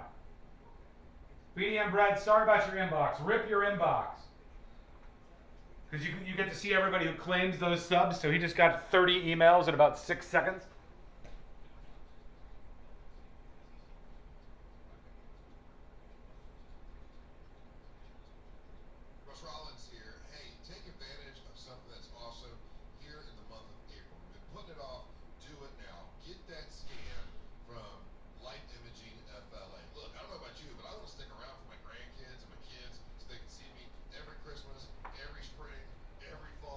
Oh, hey, hey, hey.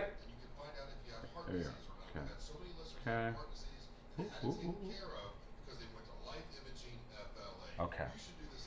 There we go.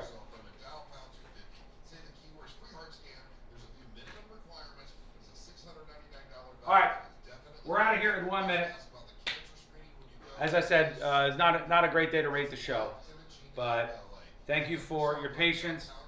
Now I'm going to finish this up and see. I'm sure there's going to be some interest from iHeart staff in suits on chatting about what's going on. I want to figure out what's happening with all of our stations and what's happening moving forward.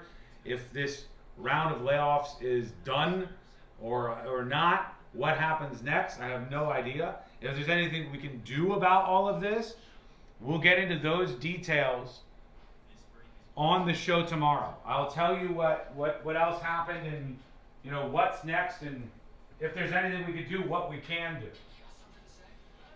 Thank you for your support. Thank you for your patience. Follow Sabrina on all social media platforms.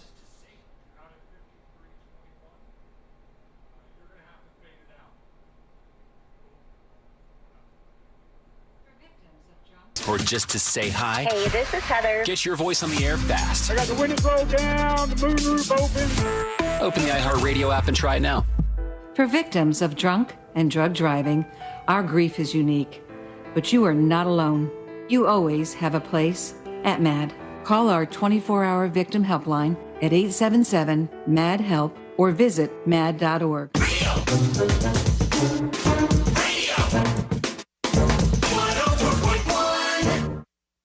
If it's important to you, it's on and probably being mocked by.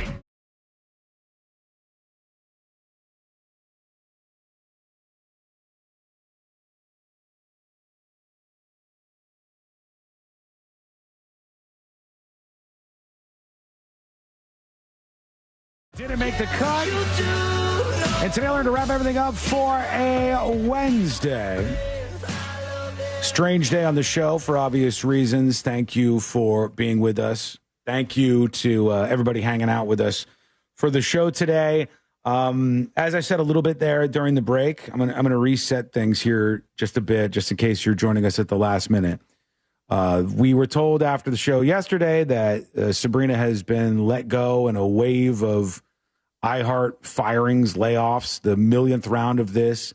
For a very long time, we were the little show that could, and we were protected from this. But now I guess they've decided that less people are better across the board.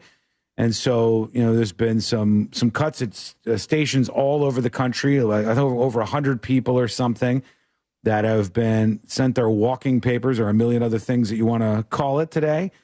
I don't know what happens next. We are on other stations that are sort of in limbo, depending on what else happens today. I will tell you two things. The most important thing is I'm sure Sabrina has something to say about this. So make a connection with the people, not the product. Make a connection with the people, not the product. And go follow those people so that if the station that they're on fires them or something else happens, you can still see what they have to say about it. Otherwise, the station wins and you're not able to hear whatever their last messages were. That's how radio has operated for a very long time. Thankfully, there are some big groundbreaking changes in the world of social media, internet, and other connections. So you can follow along. Go to thenewsjunkie.com/share. Sabrina Ambra, somebody's asking what her last name is, Ambra, A-M-B-R-A, on Instagram, which I think is her preferred platform. They're spamming that over in chat. Go click it and follow, and we'll see. She'll probably say something at some point in time. Now, we know because we've seen this, unfortunately, so many times. Sometimes people pop back up. Sometimes there's new evolutions in people's careers. There's a million different things that we know happen in the wake of this. And right now, I'm going to get off the phone. I'm sure there'll be some of the suits at iHeart that want to speak with me about the show today and about various other things. And I am going to have those conversations, and we'll get a lay of the land to speak to you about them as the show continues. And then once we know where we are, what happened, and if all this is over, well, then we could figure out what we could do next, what we could do about it, all of those things. That's sort of the situation that we find ourselves in right now. All right. Let's see here. Maybe we could do a dispatch or two on the way out. Let's do the final dispatches. These are the final dispatches, but Sean will probably only play one. We shall see, friends. All right, let's see what we got from you today. Let me refresh for the latest and the greatest. Here is okay. All of you with your Fritz on the Street jokes. We're not doing those, and we're not doing Fritz on the Street tomorrow, just so you know. We have other things to focus on. What do you mean Fritz on the Street jokes? There's like a million people with this right here. What up, junkies? I was raised to always find the good inside the negativity, and it's extremely disappointing that Sabrina got let go today. But think of the positive, Sean. You're now in second place in Fritz on the Street. See, this is the reason. Yeah, this is the reason why I was like, let's push that off for at least a week. Let's see what else we can do. Here's a comment about some of these bad neighbors. I know somebody who will remain anonymous that he's going to say their name. Didn't like that she had these gigantic, 3 to 4 foot diameter oak trees, 4 of them in her front yard. Right. And saw that the city of Orlando was going around and removing a whole bunch of old oak trees, and every one of them that had a spray painted white X on it. So she went to Ace Hardware. Yeah, she doesn't have those trees anymore. I'm telling you, it can work. It's not a totally illegal thing. That sounds familiar. That story sounds like I've heard something like that before. Maybe I've just heard that story before, but from another angle, you might have. Here's the Stig with the dispatch. Hey, News Junkies. Hey, I've been a listener since day one, and although I haven't been able to listen to you guys as much as I'd like to the last couple of years, I did tune in today, and I got the bad news that everyone else is getting as well. There's a joke in my household from an episode a long time ago that we still quote, and that is the "you're in demand" lady. You're in demand. You guys are in demand. The News Junkies in demand. Sabrina, you're in demand. I appreciate all the laughter, all the entertainment, all the news you guys have provided, and I just want you to know you're in demand. Love you guys. Bye. It's oddly very sweet. Oddly sweet. Thank you, sir. Appreciate that. Here's Insecure Walrus. Being a part of the live events industry, I've done several corporate meetings over the years where they were letting people know that things were happening with their job, and those are always so awkward to sit in. Mm-hmm. I did one where they had a really nice. Did you pause it? Yeah. I didn't know you were pausing. This guy has been hired to build up a stage or, alternatively do audio or video for an event where they're going to fire a bunch of people and you have to just sit there and run it? Good God. Do they really have do they really have meetings for that? What is going on with this business world out there that we do stuff like this? I can't hate on you, Insecure Walrus. Cocktail reception set up, and they were playing a video. It was actually a DVD. Have a shrimp on your way out. And we went to test the DVD to make sure everything worked. Audio and video and everything. And they were like, no, you can't play it. You can't play that. And we're like, well, we kind of have to test it. They're like, well, just play the first 5 seconds. And it was the CEO of this company basically telling everybody, if you're in this room, things are changing with your job. We'll have a meeting soon to discuss what's going to happen to you. So that was strange. Did a show on a factory floor one time, where they basically via satellite told everybody that people were laid off and nobody from the company was in the room. It was just us AV techs. That was real strange. But that breakdown had to be awkward. Just is that way.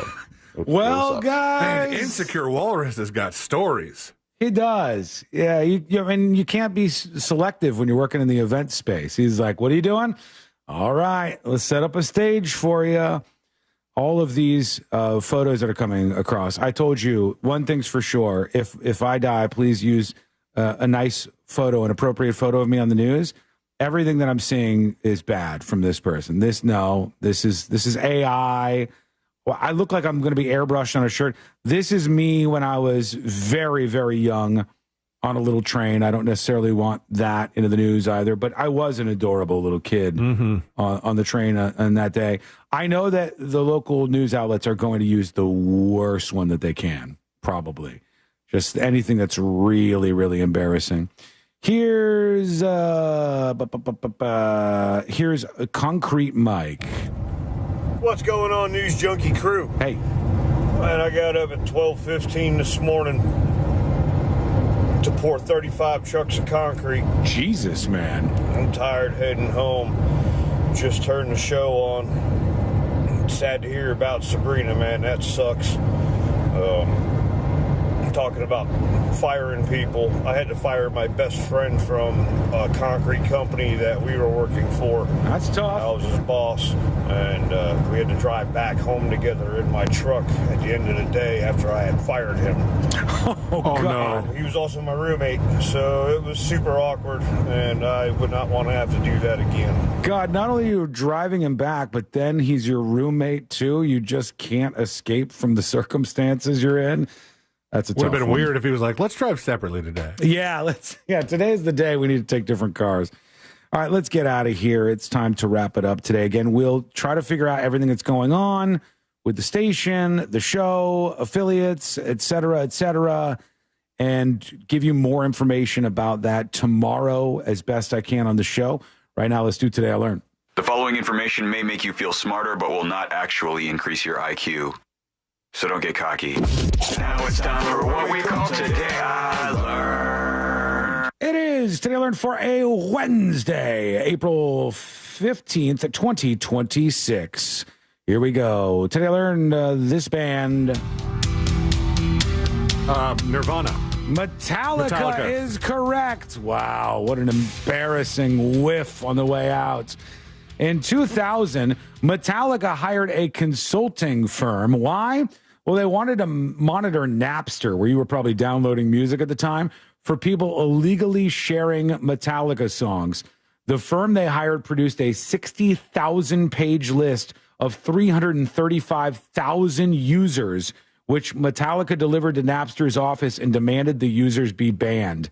That was the kickoff of the beginning of the end for Napster and file trading in that moment. It was so weird how, like, they were fighting for their thing, and I get it, but that just made What's-His-Nuts look like just a greedy dick. It really did, Lars. Because he became all of them were so rich, and they're complaining about people downloaded with Napster. They had some really funny flash animations making fun of that whole situation. Big time. I think people are still mad about that. And finally, today I learned this band right here. Metallica. No. Incubus is the name of the band. Yes, now indeed. I hear it. Yeah, Incubus. And I printed the wrong version of Today I Learned, so I don't actually have the little tidbit about Incubus. Incubus begins with an I. It does, yeah. This is a thing. Thank you so much for hanging out with us today. We'll see what the hell's going on, and we'll be back tomorrow. And it's about all I can tell you right now. Thanks for listening to the show. Thanks for being with us. We're back tomorrow, same time, same place. Missed any of the show? Get the podcast at thenewsjunkie.com. We'll see you tomorrow.